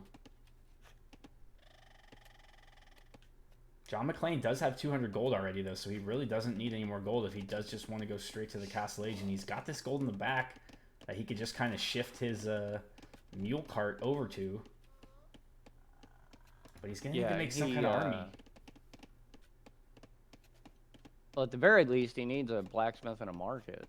He's got the wood for the blacksmith. Market's going to take a little bit. Big kind of quick wall here coming down around his wood. He could even get the gold in there too, which would be very nice. He notices that the men-at-arms are gone, and he might sneak back out here to the gold. Yeah, and meanwhile, the Grinch is going to add archers behind this. Yeah, blacksmith coming too from the Grinch. Good timing from him there. Blacksmith and range at 12 minutes. A stable from John McClane. Yeah, we've seen John just kind of try to go stable knight a lot. Yeah, so Janu, you know, after the first game from the Grinch, we thought the same thing. We thought, you know, this has got to be one of our 1,200 players. This has got to be one of the higher rated ones. And then John McClane went and beat him on Socotra. So could definitely still be one of the high rated players that maybe just got taken by surprise on Socotra. But nice pick off here by the scout. Gonna kill 2, possibly even 3 archers if he finds a third. That's Socotra, though. Yeah, very different. You're right, very different. Like, Arabia is like an honors class. Like, the coach is like Jim. You know, being... Well, it's like, if you're an honors student, right, you can play Arabia really, really well. Like, you think that Arabia is like an exam. And Socotra is the same exam, but you spent the whole previous night drinking. Well, it's like trying to take the same test with a hangover. Sheffy McClane has picked off a couple of archers with these scouts, and now those archers that could already be back here on this wood line are just now making their way across the map, and he's really bought himself some time. He's got a score lead. He's spending all of his food on these scouts, though, so he's going to be second to Castle Age again. And he's attacking now spears with the scouts. And there's just too much to be attacking this. He needs to try and go do damage. It's not villagers. Yeah. I mean, it should be villagers. Like, that's the one thing villagers should actually attack is the spears. The one thing he won't attack. Alright. So these man-at-arms will clean these scouts up. Yeah, and a pretty good men-at-arms into archers rush here by Grinch executed, and that does tell me probably one of those higher rated players. Not a lot of like 1K is going to be able to execute with the micro that you need to keep this stuff alive. And Blue has done exactly that. Hasn't really got the best value out of it yet. Only 2 kills and no eco kills, but has done a good job keeping it alive and keeping that production. So. Yeah, Red, on the really other don't hand, see has had some tough engagements. Yeah, I don't see how John McClane is going to be able to take any kind of good fights here. and he's dropping a market. He was floating a whole bunch of wood. Well, So. he's gonna be floating wood because he was able to take that wood the whole time, whereas he's been pushed off gold. He is taking this gold. He's even moved his mule cart back here to make it more efficient. And he's just gonna be second again to Castle Age because he only has the 4 farms up when he gets to feudal, and there's not even a thought of adding until much later. Oh. Oh wow! Look at that. Yo, T90 raid. What's up, guys? Okay, so need to let everybody know what's going on here. In fact, I'm gonna pause. Sheffy, let's pause real quick at 1810. Welcome in, everybody. We are in the middle of what I'm calling the Hidden Holiday Cup. If you are familiar with the Hidden Cup that T90 is, of course, famous for, it's that exact format with 1,200 ELO streamers and Twitch personalities. A lot of them are here in chat. And yeah, they're playing as 12 Christmas characters. So right now we got John McClane, everybody's favorite Christmas character, trying to keep himself in the tournament at a 1-1 score of best of 3. So welcome in. Hope everybody's caught up. If we can drop a exclamation mark HHC in the chat, perfect. Thank you, Doc. I will heal you. Thank you for the subs, man. This is awesome. Thank you so much, T90, for the raid. We've been waiting for this day. We hoped it would come. Yeah, so we're in the middle of Hidden Holiday Cup. Sheffy, let's get back to it. You ready? All right, count us down. All right, 3, 2, 1, go. So yeah, guys, we're almost in the territory between like low elo legends and Hidden Cup here. We got 1K to 1,200 elo players that are completely hidden from us. Playing a decider right now, best of 3. I got Iron Chef with me. Hello. There he is, Well. the one and only. The Grinch is gonna get in on the wood line and It's take Exodus. John McClane off of that. Yeah, they're out of there. Good thing he can move these mule carts, but he's going to send these scouts in, and this is not the fight he wants. It does have some good upgrades on the scouts now. It doesn't have the upgrades, excuse me. They go down very quickly. Yeah. And this is not the most efficient mule carting I've ever seen either from old McClane here. Yeah, he's got a little bit of a traffic jam. And so for all you new guys doesn't. that just came in and haven't seen the previous games, John McClane, he's had a very distinct style in this tournament. He fights with villagers, and he does YOLO castles. And I'm talking about like all 50 of your villagers in the game castles. He's probably on stone already. If he's not, he's going to be thinking about it very soon.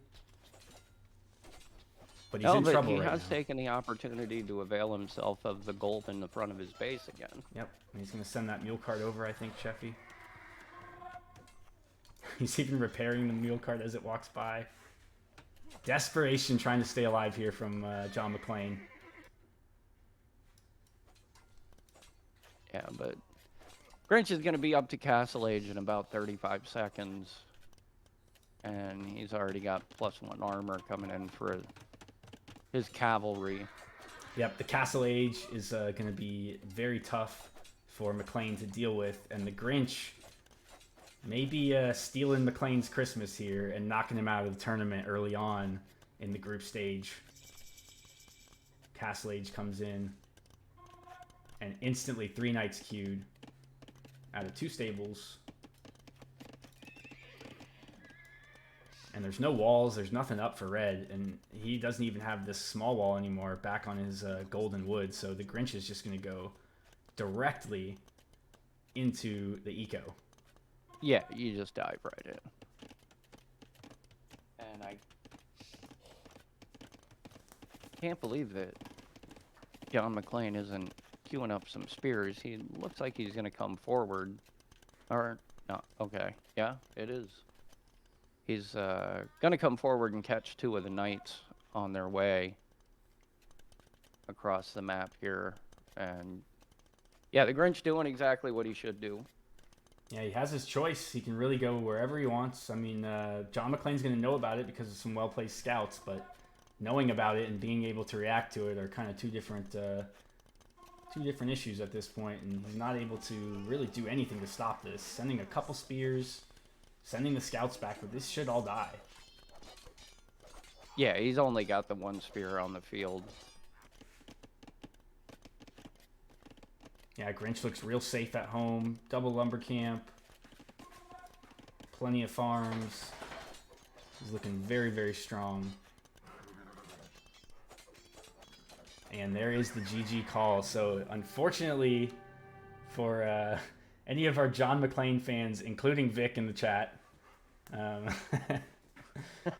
he is going to be knocked out of the tournament. Did get a point on the board. So 1 win for John McClane. The Grinch grabs the set, winning that one 2-1. And Yeah. not a bad set at all. Great to see John McClane get a W. And I want to check out that APM again, Sheffy. Yeah, so it's right where it was in the first 2 games. 60 APM for the Grinch, 25 for John McClane. You would expect a 60 APM player to take those. Yeah. But he actually lost the second game on Socotra, so the 20 APM player beat the 60 APM player on that map. So very nice. Yeah. Well, I Thank you for the sub, Vic. Oh, for T90 also. Terrific. Thanks, man. I don't know who. I had my suspicions, but I've completely balled that up and thrown it into the wastebasket. Yeah, so So, we've got this list of players who we know are in the tournament, guys, and you might be familiar with some of them. Here they are. Here's the ELOs that they come with and the country that they're representing. Now we got our poster there in the background. But yeah, so this could have been any of these players. We had, for John McClane, we've had a lot of thoughts of maybe Biz Biscuits, kind of on the lower end of the ELO. You've seen a lot of maybe I Will Heal Yous. Sheffy, that's who you thought at first, even though you've kind of pulled that one back now. Tell Us Forest Games also is one that maybe people thought was the John McClane player. So those are kind of the heavy favorites for him right now. As far as the Grinch, I really don't know. He's probably one of those higher rated players, though. You know, I think we've seen strong players in Hair Nooks. We've seen strong players in Mike Jet. But was that one of those two guys? I don't think it really fit their style. So, you know, maybe a Beige, maybe a Koalolo. Don't know about that one. Thank you guys for the follows. Appreciate that. I hope you guys are enjoying the cup so far. I would say Mike is strong, Crazy Joe. I'm gonna go with,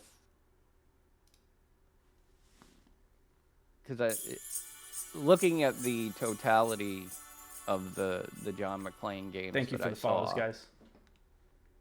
And just because I have seen all of the games that he played in this tournament, and there were enough things about the way he plays that were unfamiliar to me or different than the things that I'm familiar with. So I'm going to say John McClane I'm going to go with the consensus and say that he is Biz Biscuits. Okay. The Grinch, So given the fact that John McClane is who I think he is, I don't think the Grinch, or I don't think he would have been able to take even a Socotra game off of one of our higher rated players. Okay, well, we do have 4 games left, remember, Sheffy, to watch at least. It could be even more than 4 of the Grinch. So give me a quick guess, but we'll hold out on guessing him just yet. I'm leaning towards Gunner. Oh, okay. So a possible Gunner there. Yeah, because I've alright. beaten Gunner on Socotra. Okay. Well, Sheffy, we're gonna do I think one more set today. I'm kind of squeezing in time, but I think we got time for one more set. And I'm gonna bring in Serums for that one. So I appreciate you casting with me today. And if you guys are not familiar with Iron Chef, great streamer, caster, player, over on OneRon_chef. Go ahead, plug away, Sheffy. Yeah, I do a stream usually late night Eastern Standard Time. I play AoE, sometimes well, sometimes not very well. It's fun to watch. If you guys don't know Sheffy, Thank you for the shout out in the chat there, guys. Give him a follow. Yeah, come on by, hang out. We listen to some good tunes. We play AOE, and Yeah, so- we have a good time. It's been likened to the adult table at Thanksgiving dinner. All right, But so I appreciate you having me, Joey. I had a ton of fun, and I'll be watching the rest. thank you very much, Jeffrey. Thank you very much. Speaking of music, guys, I do have a special treat for all of you guys that are joining us. I know those of you who are familiar already with the Cup have heard the song a few times, but we're going to play the Hidden Cup anthem by our good friend Al Koldner. As soon as we're back, we'll have Serums co-casting with me for the next set of games, which is going to be Snow Miser and let's see, Kevin McAllister. So we'll see Snow Miser and Kevin McAllister next. I'll leave you guys with the Hidden Cup anthem as I take the dog outside. I hope you guys enjoy, and I'll be right back.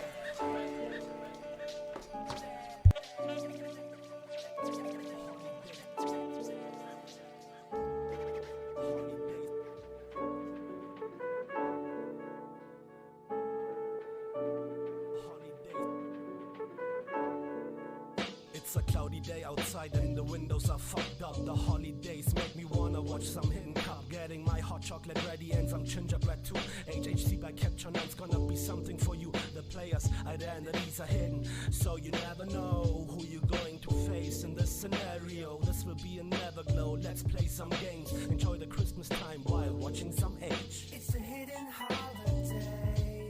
It's a hidden holiday. It's a hidden holiday. Cup. It's the hidden holiday. It's a hidden holiday. It's the hidden holiday.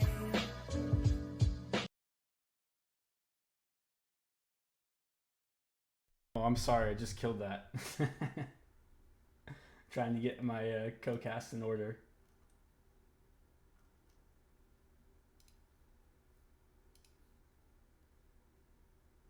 Okay, back to the second verse. Thank you for the follow, Beeble Bob.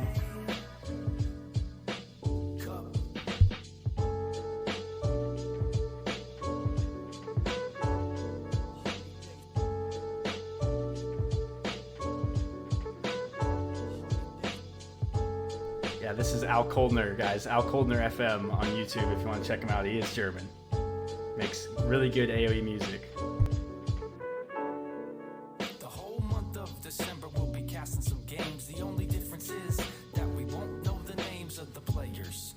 Only secret identities. Let's see if we can turn friends into some enemies. And then when we are done, from 12 characters we'll be left with one.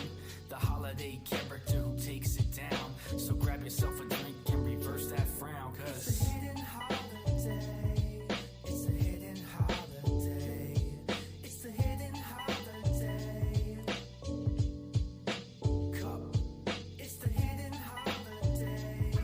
It's a hidden holiday. It's the hidden holiday. Cup.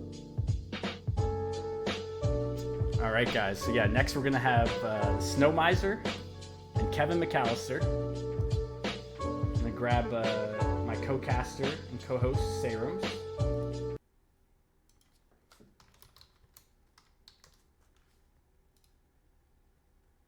Oh, and it looks like she's already there.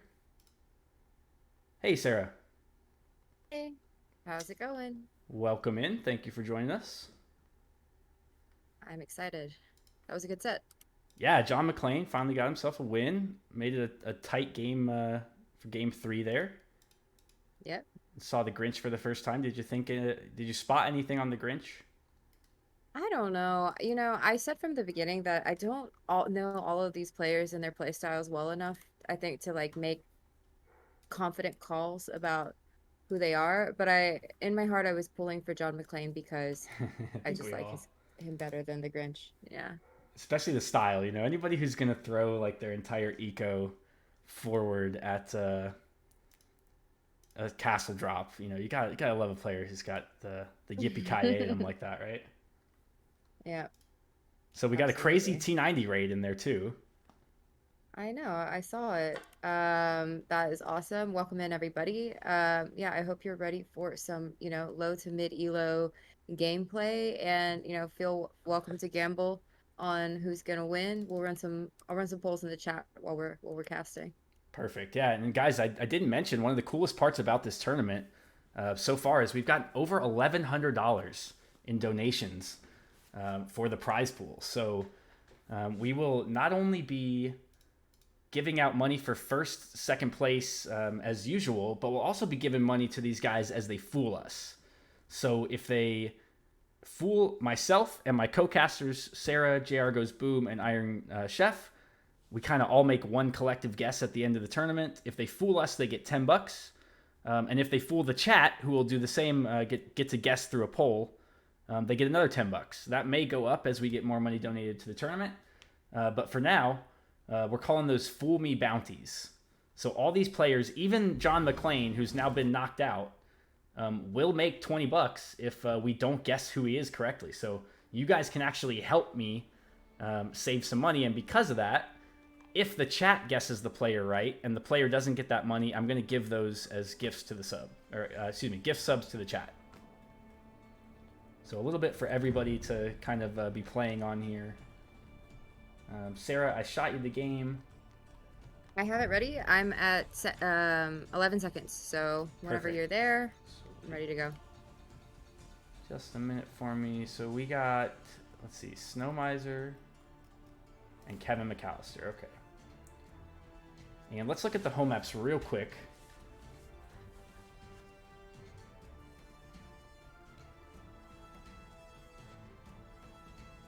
Okay. Snow Miser is Mega Random. And Kevin McAllister is Arabia. So Snow Miser on Mega Random, he got the first, the luck of the draw there, and we're playing his home map first. It'll be Mega Random. And I'm going to click to start my game right now and try and grab my dog before it starts, so I'll be right back. All right, I have a poll going, chat. Some of you probably don't have too many jowl points. But if you want to gamble, there it is.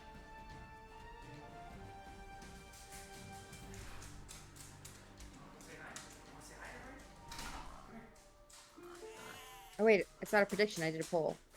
Let me do a prediction. All right, perfect timing. My game just loaded up. All right, and I'm at 14 seconds. Okay.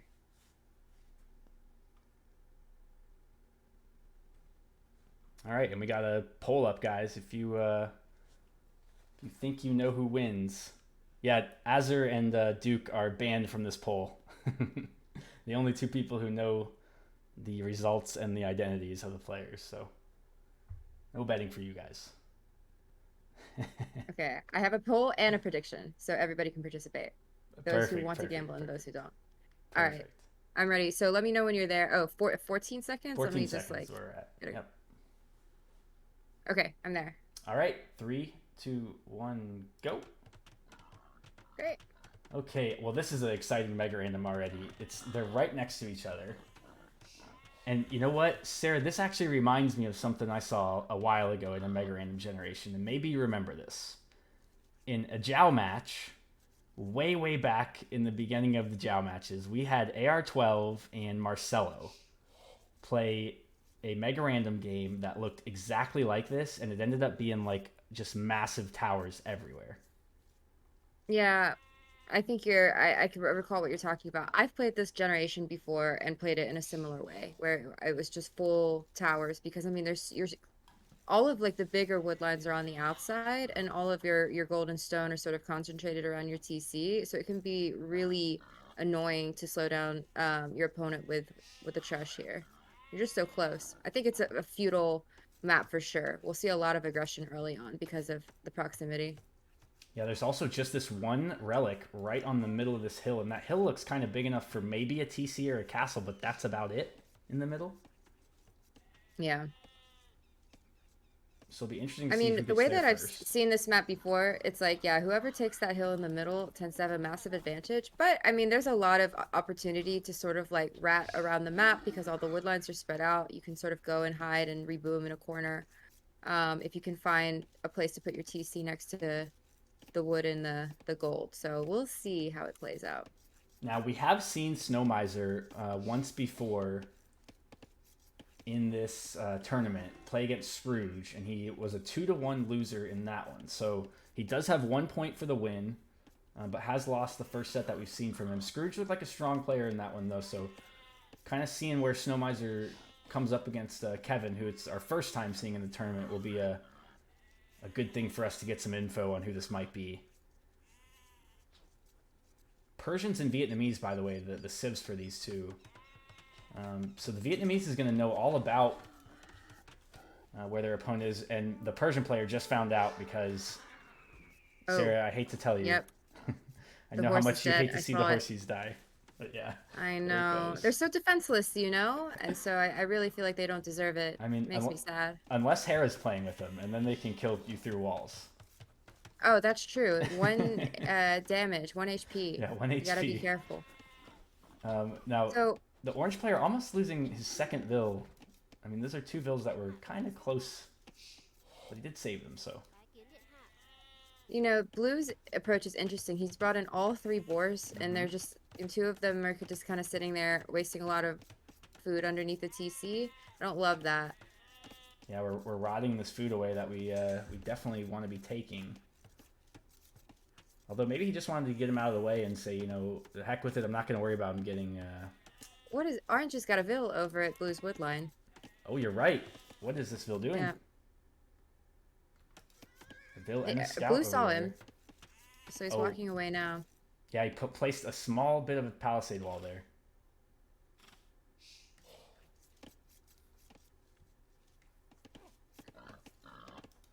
Third boar coming in now for Orange. Yeah. Orange placed an interesting lumber camp too. I actually really like the lumber camp, how he placed it. It's right kind of in between 2 of those smaller wood clumps. Yeah, it's pretty nice that he's got them right next to each other. So he'll have some wood for a while. What is he going to do with this Vil? I mean, it looks like an outpost that he's building here. Yeah, it is an outpost. Trying to get some and- vision. I mean, maybe this is prepping for a trush to see where the wood line is. Yeah, I think, you know, if it is prepping for a trush, he's going to be really pleased with what he sees because there's both of the stones there. I mean, he only sees one of them right now. But if he sees the second one, I mean, you could deny both of those with a well-placed tower. Well, he's just sending the Vil back. And it's a barracks that's coming up for both players, so... Feudal Age is coming in also for Blue. He'll be up a little bit before the Vietnamese player. And I don't know what Blue has planned either, though. As the Persians, I mean towers would be nice as well. Neither player is on gold, so I'm going to assume that they're both going to play some scouts. I don't, like, love that on this map, but, I mean, I guess it is quite hard to small wall around these wood lines, so it's possible that they could get in and do some damage. And Orange going to long haul these deer in now. Let's see if they build the mining camp with those deer. If they build the mining camp with the deer, they get like an extra 50 elo on the Yeah, guess. there's a mining camp going up on the gold here for Vietnamese, so I think it's going to be archers. Yeah, we don't finish the mining camp with the deer vills like I was hoping. Get that instant drop off, but it's a stable for Kevin McAllister, and he's trying to hide it a little bit. Keeping it in the back, that's an I interesting don't love move. that. Yeah. I mean, with the timing, I think Vietnamese has to know that Persians is playing something. You rather have your stable forward so that you're closer to your opponent. So, I don't think that's a great choice to try to hide it. Maybe he just wasn't thinking about where he was putting it. Yeah, that's a good point. We sometimes give them too much credit for just kind of forcing up building that they need. Yeah. It does look like they'll go out to the outside now and make the first lumber camp on the big wood here for Snow Miser. Vietnamese is going on stone, which is interesting at this point in the game. He's got the nice low elo lumber camp or mining camp there, right in between the 2 stones. Looks perfect. And wow, look at these vills that he's sending to the edge of the map, Sarah. He's even gonna walk in behind the wood line, and like 2 houses, and he's just nice and snug in that little spot. I really like that spot for Orange. He needs to get these vills working though. I mean, I don't know. I think it's just all too greedy. He's on stone. What? He's gonna go range. He can't even build the lumber camp now. So now he's got 4 vills just idle over And there. 2 Like, scouts it's get gonna- in on the small Yeah, wall. he might get this denied. It's just trying to do too much. Yep, the range is denied for now, and if you're blue, you just gotta sit on that, right? Yep. He's built enough of it to where if he deleted it, he'd be losing something. I think you just hang out and deny that range. That's brutal. Yeah. Although Orange has not gone back to it, so Snow Miser doesn't really know He'll what to get do a now. spear out. Yeah, he'll get a spear out and he'll be able to get the range up, but it's at a great cost, right? Like he's going to be so far behind because of this. But again, those vills are just standing there, taking, you know, wood without a lumber camp. It's Yeah, these 4 vills have been there for a long time, waiting for to be able to put down a lumber camp, and we're repairing a wall, so yeah. been losing some of that. Jade says, "Hey streamer, what is a Jow lumber camp?" A perfectly placed lumber camp, Jade? Is that what you mean? That must be Oh what no, you mean. all the vills are walking back now. You hate to see Yeah, it. they took their 10 wood. They didn't have 100. And now it's gonna be I'm another not sure that long was trip. worth it. Yeah, We had such a good spot there too. I know. Beige says, "You filthy animal," for Kevin mean- McAllister. At least we have the spears out, so we're protected. The archers will be really late. Look at the vills under the TC though. I mean, I'd love to see Persians start to put down some farms. We've got, I don't know, 10, 15 villagers on the berries right Yep, now. and they're That's almost gonna run out gone. pretty soon. They're almost Yeah. gone. Skirm's coming out though. I like the Skirm edition with the scouts, and I think that Skirm scout can be a lot easier for the like 1100 elo to play than Spears archers sometimes. I think like just focusing on food and wood can be a little bit easier on the eco than having to think Yeah. about like managing gold as well. But when you have now 2 on food, it's gonna be hard to keep that production up. Though, I mean, I think he, you know, he obviously has the military advantage already. Just send it over to the wood line, and then I think you're in a great position. Yep, you've got those skirms too. I mean, just one skirm behind that wood line would idle 5 villagers essentially, right?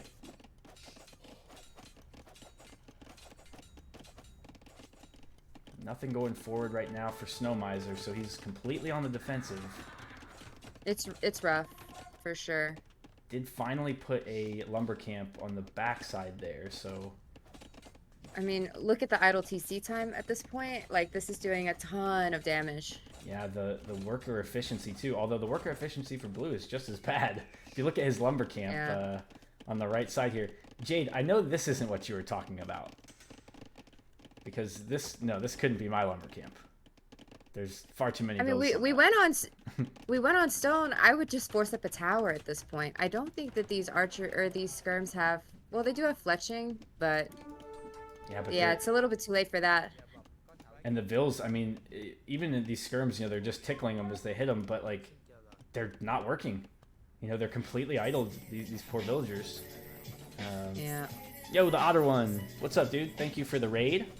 We're in the middle of Hidden Holiday Cup. I got a co-caster with me right now, Sarums. What up, Otter? And we're just watching game number 1 between Kevin McAllister and Snow Miser. Kevin McAllister is in a world of... or excuse me, Snow Miser is in a world of hurt right now, but trying to push back Kevin.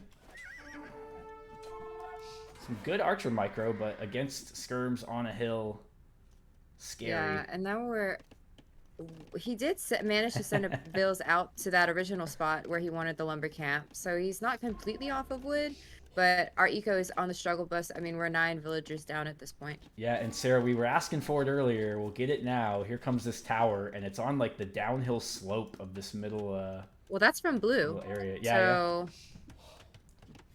I mean, it's going to deny completely the gold for Snow Miser. It's going to deny, anything on this hill. And a defensive tower, I don't know how I like that. I don't love the defensive tower there. I think we need it on the other side because where they're gonna go next is to the other gold, and then once you lose that, it's GG. Yeah, maybe this hill could even save us some berries or something like that. This one almost forces him to go the other direction and puts him into such a bad spot. Otter shot out for the nice pun there, man. He says, we've probably had a few raids already, but here's an Otter one.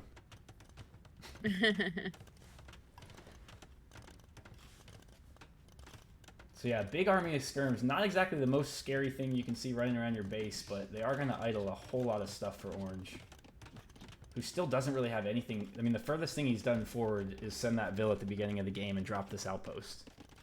Yeah. Even walled in his tower here, which is something we've not seen from a lot of players in the tournament so far. He got up a blacksmith. I would have much rather have seen that just be a stable at this point, just to try to push back the skirms so that they're not sitting there on our gold. Oh yeah, what is the purpose of that blacksmith? But I mean, again, like trying to go scouts when you have 2 farms is not the easiest thing to do either. I mean, at this point, like a comeback is going to be really, really hard. Yeah, he's going to have and Kevin McAllister's up to Castle Age. I think when he hits Castle Age, it'll just be a GG. Yeah, if you look at the villagers right now, I mean, he's got 30 and there's 11 working. Most of them are stuck inside the TC. The skirmisher are camped on this hill. This blue player has looked very good so far. And remember, Snow Miser, although they lost the opening set, they did have a win in that set. So they lost 2-1, and they made the other games very close. So, thanks, Otter. Appreciate it, man. Double stable from Persians, so he's going to go just full knights. Yeah. I wouldn't be surprised if he adds a siege workshop and just tries to go for the kill. I think that blue is looking a little bit more skilled than like some of the players that we've seen so far. So just because it's like, you know, he had a plan, he made some quick decisions, like quickly added the skirms, like was macroing behind pretty well while also aggroing. So pretty smooth. Yeah, and you know, I'm really excited about this group, Sarah, because you're right. Kevin McAllister looks pretty strong in this game, and the last person that Snow Miser played was Scrooge, who, you know, personally I think was Mike, but I know was a pretty strong player. So, you know, the thought of having Kevin and Scrooge in a 3-game set in just the group stage is really exciting to me, because that's going to be a fun game to watch. Who's going to lose his tower here, though? Yeah, but there's a siege workshop. He doesn't even need that anymore. Like, you know, I'm not totally sure. I understand why Vietnamese was stubborn about keeping so many of those bills on stone, but he, as I said that, he sold it.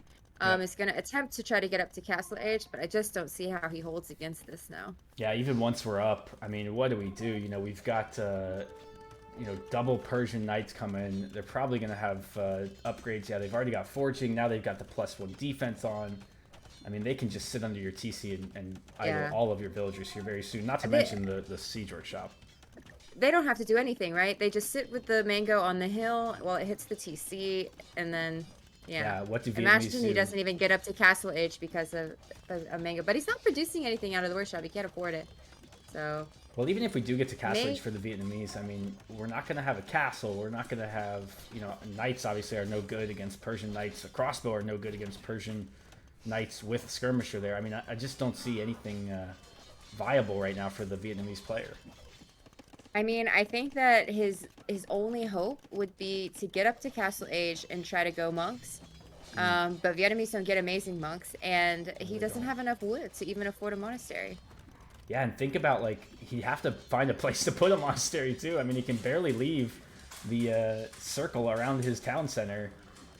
He does have this little secret kind of base outside, but nothing out there except for wood, so not really much value in that space. And as soon as blue does get enough to get this mango out and have a couple knights with him, Sarah, I think you're right. It goes straight to the TC and should be a quick GG from our orange player, Snow Miser. Yeah, I mean, what's sad too is that they won't, like, Vietnamese don't even get redemption, so it's not as if they could even try to defend against the siege. But if they could get a couple of knight converts, snipe the siege, and then just try to hang on, just hold maybe. out.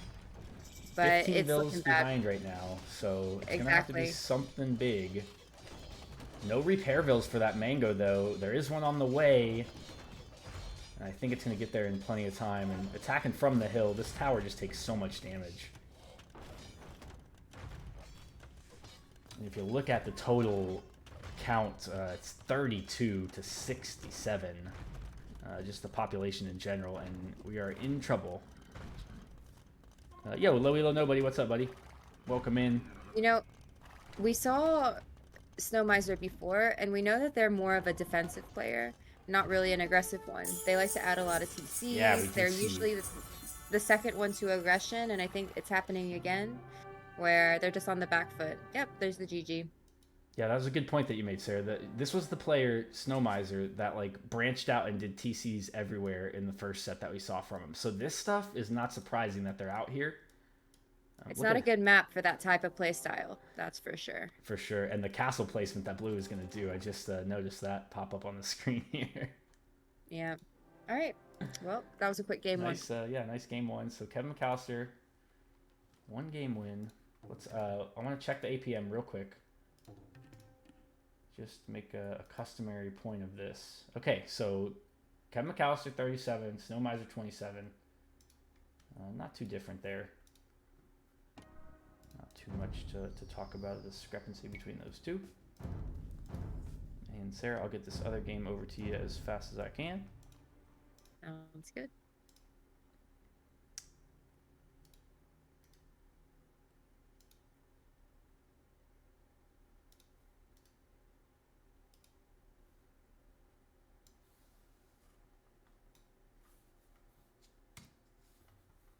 All right, there you go.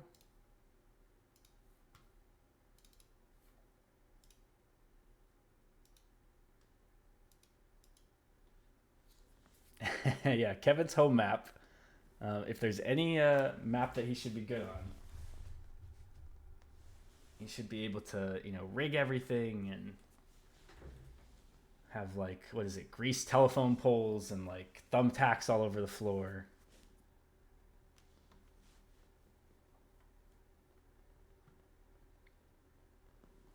Yo, Dr. Trollermeister, hello, hello. We are about to get into another game. I'm just waiting for mine to load. I'll be right behind you. I'm at 7 seconds. Okay.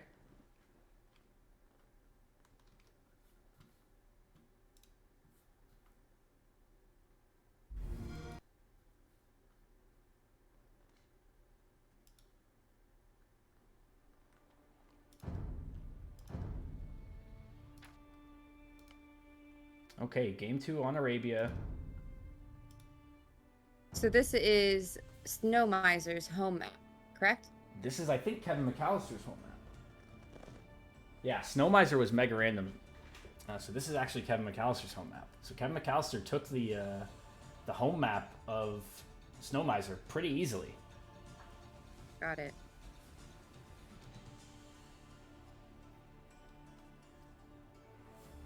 Just a reminder, if we do need a game 3 in this set, it will go to the pre-chosen random map out of our map pool. I'm not sure what that is yet, but we will let you know if it does get to a game 3. Where did you say you were, Sarah? I'm at 7 seconds. Okay, I'm right at 12. Okay, let me get there. All right, I am there. All right, 3, 2, 1, go. Okay. Yes, Arabia. Dr. Trollermeister. Sarah was too high to be in this tournament, of course. He says you'd be easy to spot with your 5th TC. Yeah, my home mats probably would give me away too, most likely. Probably true. We do have one arena home map player in this tournament, and I'm very curious to see who that ends up being. I have a hunch. That player. We haven't seen him play yet, but there are a couple of Monk School graduates in the tournament, so it could be. I think there's 3 of them actually. Interesting. So it could be any of those guys. But yeah, so let's talk about the civs. Lithuanians, Sicilians. What do you think about those two on Arabia map? I think they're both pretty strong. I think that, I probably prefer Lithuanians here just because I think that they're a little bit more versatile than Sicilians. but I think that we'll probably see them both play a lot of knights in Castle Age, and it will be a relic war. So that's my prediction. So I don't think that one civ is particularly overpowered. But if I have to go by some of what we've seen so far, I think Lithuanians is going to have a bit of an advantage with some earlier aggression. Sicilians is definitely like a more boomy defensive civ. So, you know, I think it might play out similarly to some other games that we've seen. Okay. Yeah, I think I would agree with you there. I'd be interested to see if the relics come into play in this game, because I think you're exactly right. That's what we would see. But you know, if this is the bottom end of our elo that we're looking at, we might not get to see that. If this is the top end of our elo, I think they're going to be thinking about those things. So it'll be interesting to see how this plays out. The Lithuanian player, almost no idle time on the TC. That's should be like that as they get the extra food to start. Snow Miser with a little bit of idle TC, not too bad, 11 seconds. Pushing in the deer right away from Kevin McAllister. Or the caribou, is that what those are? Gazelle. Yeah. Pushing them in. Seems like he's pretty comfortable with that. So going only 2 on wood. So I guess this is a pretty tight build that he's trying to do right now. Or maybe he forgot to send another villager to wood. But I think they're both going for scouts. You can see that Sicilians only has 3 on wood as well. With Lithuanians, I think you can do a little bit more with that, right? But he definitely had that third Vil go out there and then kind of didn't know what to do with it. Now it looks like he's sending it to wood. So 3 Vils to wood eventually. Kind of got there late. Maybe he'll be a little bit late with his buildings because of that.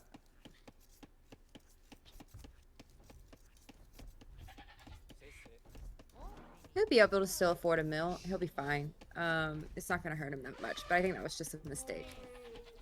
Meanwhile, Snow Miser bringing in the boar and the deer at the exact same time with not much trouble. The gazelle, excuse me. Oh, he's gonna go for a barracks early. Yeah, it's an early Lithuanian barracks. It's gonna be that Drush again. Is this the? No, we didn't see. That was the previous set that we saw the Drush. Yeah. This is gonna be a man-at-arms build, I think. He sent one to wood now, so this is gonna be, I think, like a really tight man-at-arms build. Yeah, are we bringing in gold? We are. Okay, so there's one of the gold.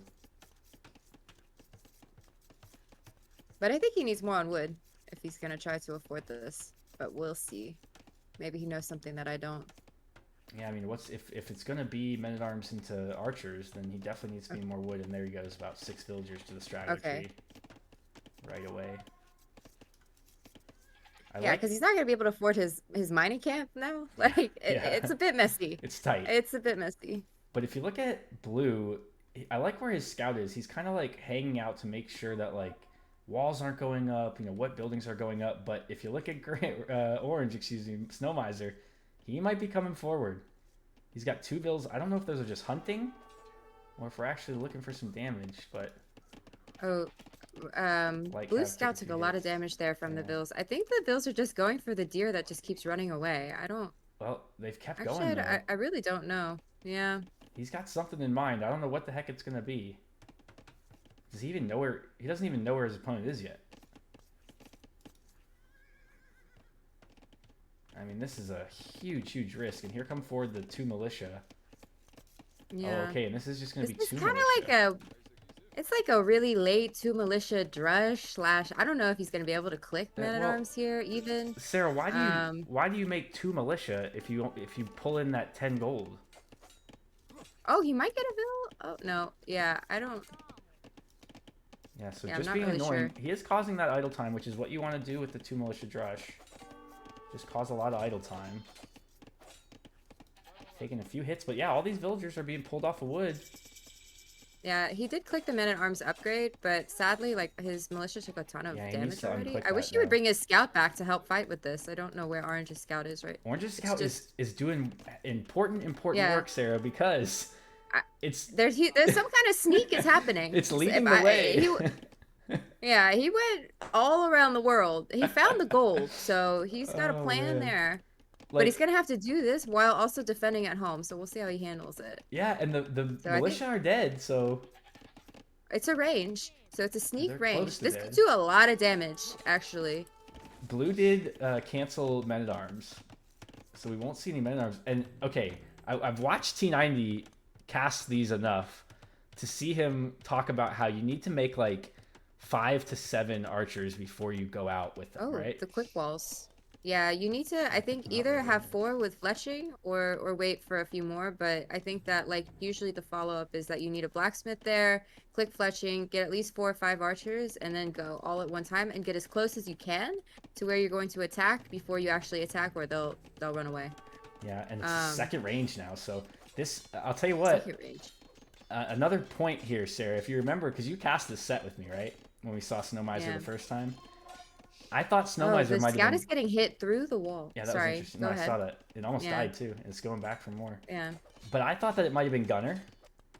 And now we're getting a sneaky 2 range, which is also a little bit of a Gunner move. It's a bit of a tatty rush. Though we are still trying to make villagers behind. We're idling now. Oh, and there's archers forward now on that wood line, so the small wall's not doing the job anymore. Yeah. And that's going to be trouble. It's triple range. This is a full all-in. I mean, this But is we don't Gunner. have any gold.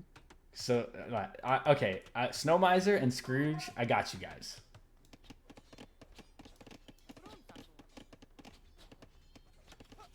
And is this a tower? Yep. It's a donjon on the wood line, It's a donjon. which is I like exactly that, what you before need. Yep, exactly what you need for Yeah, these archers. Before the archers get fletching, like just force this up. Too bad they're not focusing the weak bills. They could be getting more damage here, but I mean, I guess they're trying to just deny that as much as possible. But I don't Yeah, think you really can. Really should just be looking for any kill you could get here. He's not gonna get any. No, he'll protect this, but we're just off gold now. Like we can't produce out of these ranges. He Like, dives the TC, and there was no villagers at the TC, so he was safe there. okay, so he's got. Okay, so we do have the chat saying Gunner is a master of the Tatty Rush, and this looks amateurish Tatty Rush, so they don't think it's him, but I think it's him still. I'm not sure I would have picked Sicilians for this. Like, I'm not sure they have any bonus that really helps here. Yeah, I don't think anything, really. Yeah. His gold villagers, by the way, are completely idle, and they're about to Yeah, die it's because there's really not- archers on the way. It's not good. Fletching just got in. Yeah, these are some dead bills. But we Need to just have run. Need to 4. delete and run to the TC. And we only have 4 villagers, or 4 archers, I mean, on the front, so... Oh, but we did find this gold. Okay, this gold might be useful. And it's 4 fletched archers. No, non-fletched, I'm sorry, so... Probably not even going to be able to really kill the villagers. I know, it's bad. How much stone is it a donjon? Do you know? Can he build or can he, I mean, it's too late to build another one, but let's see. I mean, he's only used 75, so he hasn't It's taken any stone, 175 stone, so yeah, he needs more. It's 75 wood, 175 stone, right? so Okay, you and they can just only have build 300. one. Okay. Yeah. Oh, Bricks in the chat is saying archers take 50% damage from skirms with Sicilians. So that bonus damage being... Well, he cleared sent the out. archers forward, and he's gonna run into CC a little bit, Yeah, but he lost is. one. There's a little bit of havoc going on in the back of Blue's base. Yeah, he's done a good job They'll to, try to force- knock him off the gold in the wood, but the food count If he- is oh, there, if and he's we're going to get... power. There's some weak vills there. Oh no, going the wrong direction. Meanwhile, Havoc at home. He's got 6 minutes of idle TC time. Everything is idled. I don't know. It's looking really rough again. Yeah, Snow Miser trying to put some pressure. Now, I will say that Snow Miser is doing a much better job of getting some pressure forward, even though it was with this crazy... So I just want to break this down one more time. This guy went forward, built 3 ranges, and then went forward with 4 archers. Well, So, probably don't need that many ranges if you're just going to be able to produce 4 archers. But I we think did- when did he have saw gold. the early men at arms that it really should have, you know, triggered into his mind that the follow-up was most likely archers and built one of the ranges at home so that he could defend with some skirms. Yeah. That's the problem here, right? Like, now we're just off of everything. And it looks like a villager goes down for Snow Miser, so Kevin does lose one there. What is this? What is this mill out there beside the ranges? Is that a misclick? Is that supposed to be a house? Oh, we need it for the market. Oh. He needed to go up. Yeah. Yeah, he needs to sell. Or, he needs to sell yeah, the it's wood. for the market. That's what I meant. Sorry, Kevin McAllister is up. Yes, now. yeah. This is Kevin will be crossbow very shortly once he's up too, because he has a good farm count. I mean, it's a 13 villager difference. Kevin is up to castle age. I think it's looking pretty bad. Yeah, I think this was that all-in attempt at a sneak range play for Snow Miser. Maybe Snow Miser, after that first game, is feeling a little bit overmatched and thought, hey, maybe I can try to, surprise with something here. And it just didn't quite go, as well as expected. And now we've got 20 Vills and a Donjon and a prayer. Yeah. It does feel to me that there's a bit of a skill difference that we're seeing here. If not, then I think that Kevin McAllister's just playing really well. And I think, yeah, it's just been, Soma's just been caught off guard with a lot of this aggression. Yep, and Sarah, I think what we talked about is just reflected even more here. Orange hasn't really been too concerned about going up to the next stage. This kind of looks like an all-in play. Meanwhile, Blue, as soon as he gets to Castle Age, drops the monastery like you talked about. He's going to go try and gather those relics for the Lithuanian bonus. Yeah. Not that he'll need it. One or two knights are going to probably clean the rest of these archers that'll be weak from the fight that they're in already. No upgrades on the knights yet. Or bloodlines, so... But good job, and he's even going to save the knight. Yeah, this player has played very, very well. Looking like one of the higher rated players in the tournament so far, and I can't wait to see this player versus Scrooge. Decent little archer mass now forming for Snow Miser, but there's going to be enough knights to just absolutely destroy this. Sits in a good little spot over there.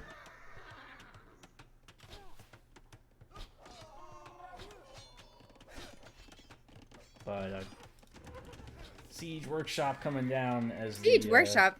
The base gets busted over here. Might be over. I think that's not even necessary. You could just wall all this in. Well, and look at the Donjon that gets placed too for Snow Miser. Just like a desperation, give me somewhere to hide, Donjon. Yeah, this is disaster eco from Snow Miser. Look at the long stone that he's hauling to the north of his base. Yeah, I mean, he has 0 on food. Like, he's never going up. It's bad. Snow Miser and John McClane have actually shared a lot of little tendencies, I feel like. Like, if those two... If I didn't know that they were different people, I could have maybe thought they were the same. If we just saw, like, a little more Bill rushing from Snow Miser.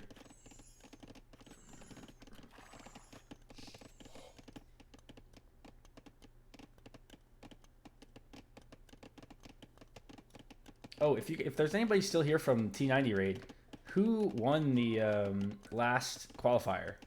I think it was Sito and Hart won it. Oh, Hart won? Oh, good. Thank you. That was cool that one of them would be having their first. Neither one of them has been before, right? I don't think so. Yeah, so it'll be their first time at the cup. That's pretty cool.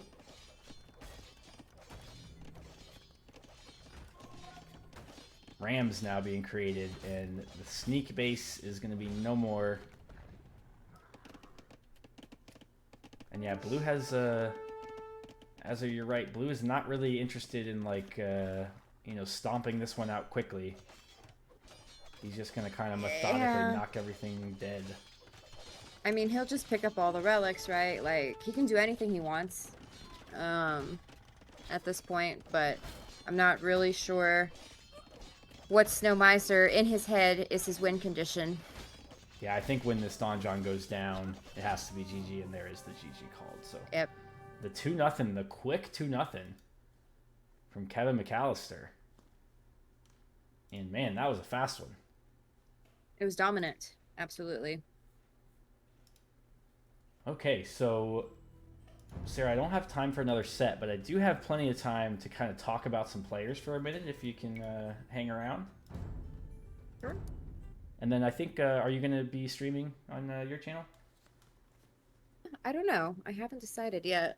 Okay, well, chat, maybe you guys can help Sarams decide if she wants to go play some 1v1s over on her channel. But in the meantime, guys, I'm going to make my camera a little bigger, and we're going to go look at the big board.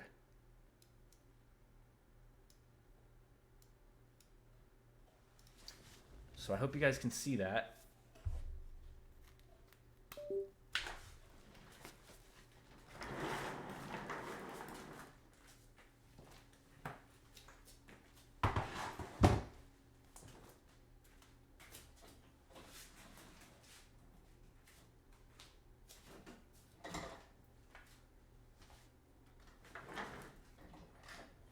All right, Sarah, can you see the big board now? I can see it, yes. All right, and you can hear me okay when I'm over here talking?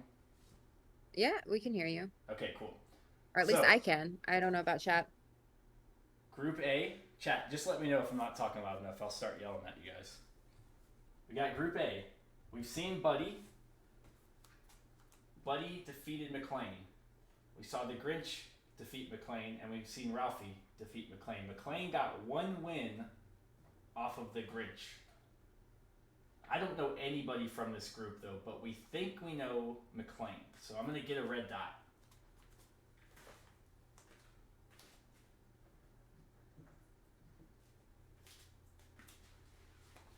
So the red dot just tells you that I think I know who it is. So I've got one dot next to Scrooge, who I think is Mike Jet. I'm going to put my second red dot next to McLean. And I'm going to go with chat, and we're going to think that that one is Biz Biscuits.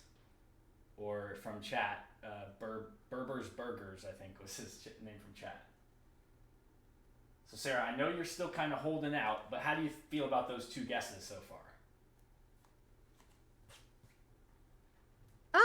I don't know. Again, I don't feel super confident about it, but I'm gonna go with the group and sort of if there's some strong assumptions here, I won't go against it. Well, and I know Sarah's benefit to this tournament is going to come once she sees the sixth game from the player or the seventh game from the player, and we've done a little digging to know what their style is actually like. She's hasn't seen everybody, just like all of us really. Probably only know like a handful of the players in the tournament, so we got to kind of take this group knowledge that we're getting in the group stage, and then we'll kind of do some deep dives into these players' most frequent civs, their home maps, all that kind of stuff. Movable, I'm not ready to do Seb as Buddy yet, so I'm not going to put the red dot next to him yet, but I know that that's your thought, and I have it in mind because I know that you're a Seb watcher a lot, so can you write how many wins each one has to help us keep track? Yes, Mike, we will have a win tracker on the Discord, hopefully on the Liquipedia, and I will update this also. I didn't want to do it too quickly because I didn't want to give like anybody an advantage over somebody else, knowing like the results of the set. But I think now that almost all the games are played, I think I can definitely do that. So next stream, I will have like an update of the scores. Thank you for the subs, guys. I really appreciate it. I'm trying to get to 500 subs during this, follows during this cup. I think we're at 400 something, so I'm sure that raid today helped. But yeah, so we saw McLean play all his games. So McLean is the first one out of the tournament, so I can actually give him our first red line. So McLean will go. We won't know who he is until the end of the tournament. Of course, he still is available to win money if we don't guess him. Group B, so far we've seen Kevin make quick work of Snow Miser, and we've seen Scrooge have a good 2-1 set with Snow Miser. And I think I'm going to put Gunner. I think I'm going to red dot Gunner for the Snow Miser. Snow Miser has only one set left. If they don't win that set, they'll be out of the tournament. So, and I believe it'll be against Gizmo. In the third group, we've only seen. I can't even remember which group or which game we saw from that one. I think it was Heat Miser and Rudolph. And I'm pretty sure Rudolph won that one. If you guys can remind me, I think we saw Rudolph win that one. Yo, Jade, thank you so much for the gifted subs. Appreciate it very, very much. Yeah, Heat Miser and Rudolph, that's right. And Rudolph had like the Golden Swamp home map, but I think Heat Miser took it down. Sorry, I can't donate like a normal person. Thank you very much. Joe, I'll be right back while you talk Okay. right through this, okay? Sounds good. Jade, thank you very much for the gifted subs. Okay, so obviously don't remember the Rudolph and Heat Miser set well enough to guess which player was which, but we do have Movable thinks that Buddy the Elf is Seba, and Buddy the Elf had a strong win in that one, so that would not surprise me at all. Also next stream, when we get the scores updated, I'm gonna bring out the cork board.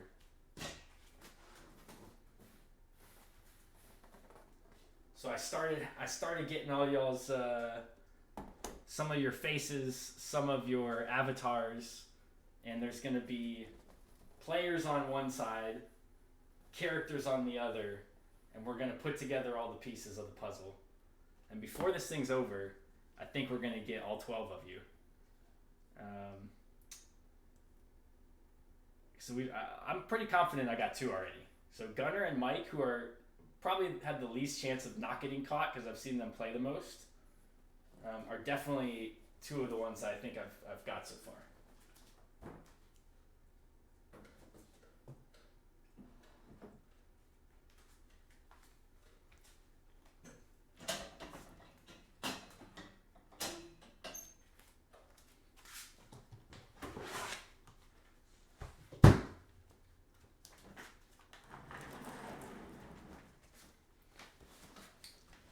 Ooh, all right. Well, 2 sets down. Don't have time, guys, for another one, so I do think that we're going to wrap up here shortly.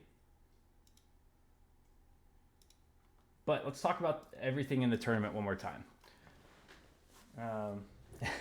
Dude, you should see how I had to make that TV stand work. That book underneath it is a book of every Beatles song and like the sheet music for it. It was the only book that I had that was thick enough to make the TV exactly perfectly at that level. Oh, and the doggo is coming right at the perfect time. Oh, come here, buddy. You guys can say hello to the pup. Hello. Good boy. All right, so real quick to wrap up for the day, guys. Here's all the players. The ones that I think I've figured out so far. Biz Biscuits, I think, is John McClane. I think that we caught Mike Jett, who I think is Scrooge. And I think we caught Gunnar Gates, who I'm going to say is the Snow Miser. Yeah, the door pull-up bar. This is my workout area too. Like you can see my yoga mat in the background there, and like there's weights, and then I got all my like music stuff. This is like my little man cave. I live by myself, so like every room is kind of like my little man cave, but this is where all my fun stuff is. Yeah, so there's the players, guys. Again, the prize pool is ridiculous. Thank you to everybody who has donated. As you can see, we've got Mike putting up some provisional money here, possibility. But yeah, all these people back, by the putting way. together. Oh, thank you, sir. I'm just going over the prize pool real quick.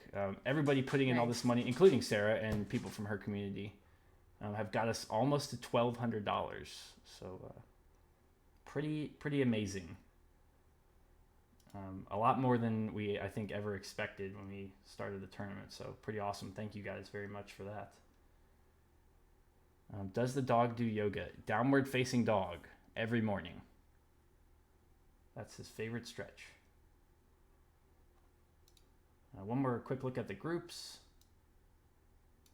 Okay, so I have been updating the groups here, at least the sets. Kevin got a W. Snow Miser got an L. Okay, perfect. And chat, you guys must have done something right because you have convinced Sarah to stream. So we'll give her a few minutes to get started up, and then we'll send them over your way. Okay, Sarah? Yeah, that sounds good. All right, perfect. So thank you so much again for casting with us, guys. We'll be over to start with Sarah here in just a minute, and she'll be with us again several times throughout the month. So yeah, thanks again, Sarah. Yep, I enjoyed it. I wish it was a longer set, but there'll be more. All right. Yep. See you in a bit. Yeah. Bye. So that's set number 6. There's 24 in the tournament, so we got 18 more sets left to go. There's going to be tons of stuff to cast. It's going to start getting really close as we kind of knock out half of the pool very soon. So yeah, 12 more sets in the group stage. So that's at least, I would say, 5 more streams, probably like 6 more streams. So we'll move into like the playing part of the knockout step before we even know it. And then we'll have the games to show as we get there. So I'm super excited. Azar in the chat, I'm sure had something to do with that T90 raid as well. So thank you so much, man. Beyond just the admin work that you and Duke are doing for everything that you guys are doing for the tournament. It's been pretty awesome.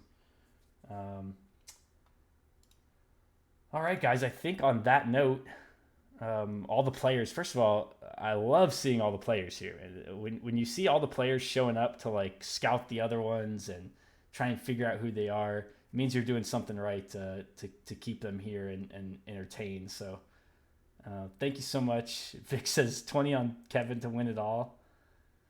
I don't think that's too bad of a shout, man. He looked very good. Now we've only seen one set from him so far, so we'll see how it goes. Jade trying to say that Bricks is John McClane. Yeah, it's an option. He could be that. He could be that person. I did think about also letting you guys know like who the eliminated players were, but I don't want to do that because I want to make it as equally as difficult for all the players to guess who the other ones are. So we're gonna keep them all completely quiet until the final, and then at the final, kind of in between games, we'll let you know who maybe like the first 2 eliminated were, something like that. But yeah, in the meantime, guys, I'm going to let you go with our Hidden Holiday Cup anthem made by none other than Al Koldner. And then we're going to send you over to our co-host and co-caster. She coined herself this the other day in her stream. I thought it was hilarious. The Goddess of Misclick, Serums. So one more time for the anthem, if I can find it, and then we'll go race Terra.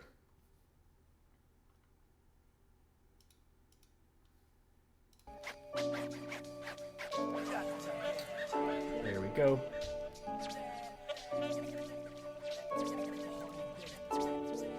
All right, thank you guys very much. I had a great time tonight. We had some great games. Nice set. Thank you very much for John McClane, whoever that was. I'm sorry that your tournament had to end so quickly. But hopefully we see you again soon.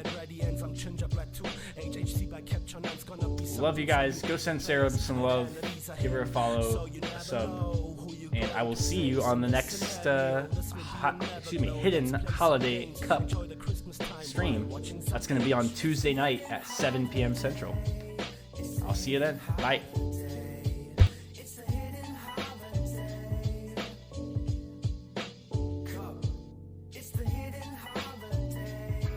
It's the hidden holiday.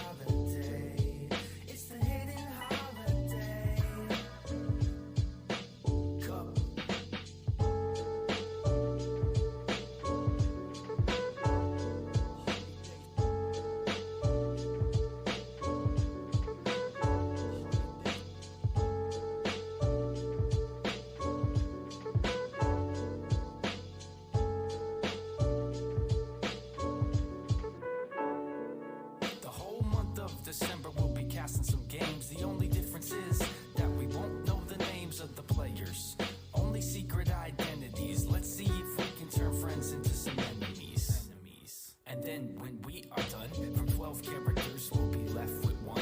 The holiday character who takes it down. So grab yourself a drink and reverse that frown, cause it's a hidden holiday. It's a hidden holiday. It's the hidden holiday. Cup. It's the hidden holiday. It's the hidden holiday. It's the hidden holiday. Cup.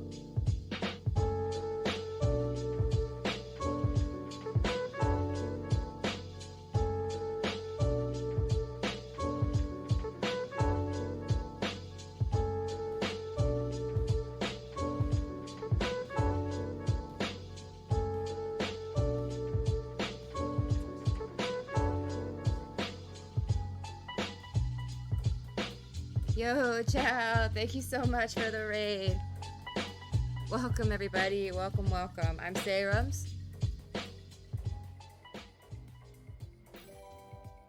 Welcome, welcome, welcome. Let me get my light a little brighter in here. That's better. Welcome to my humble stream. Yeah,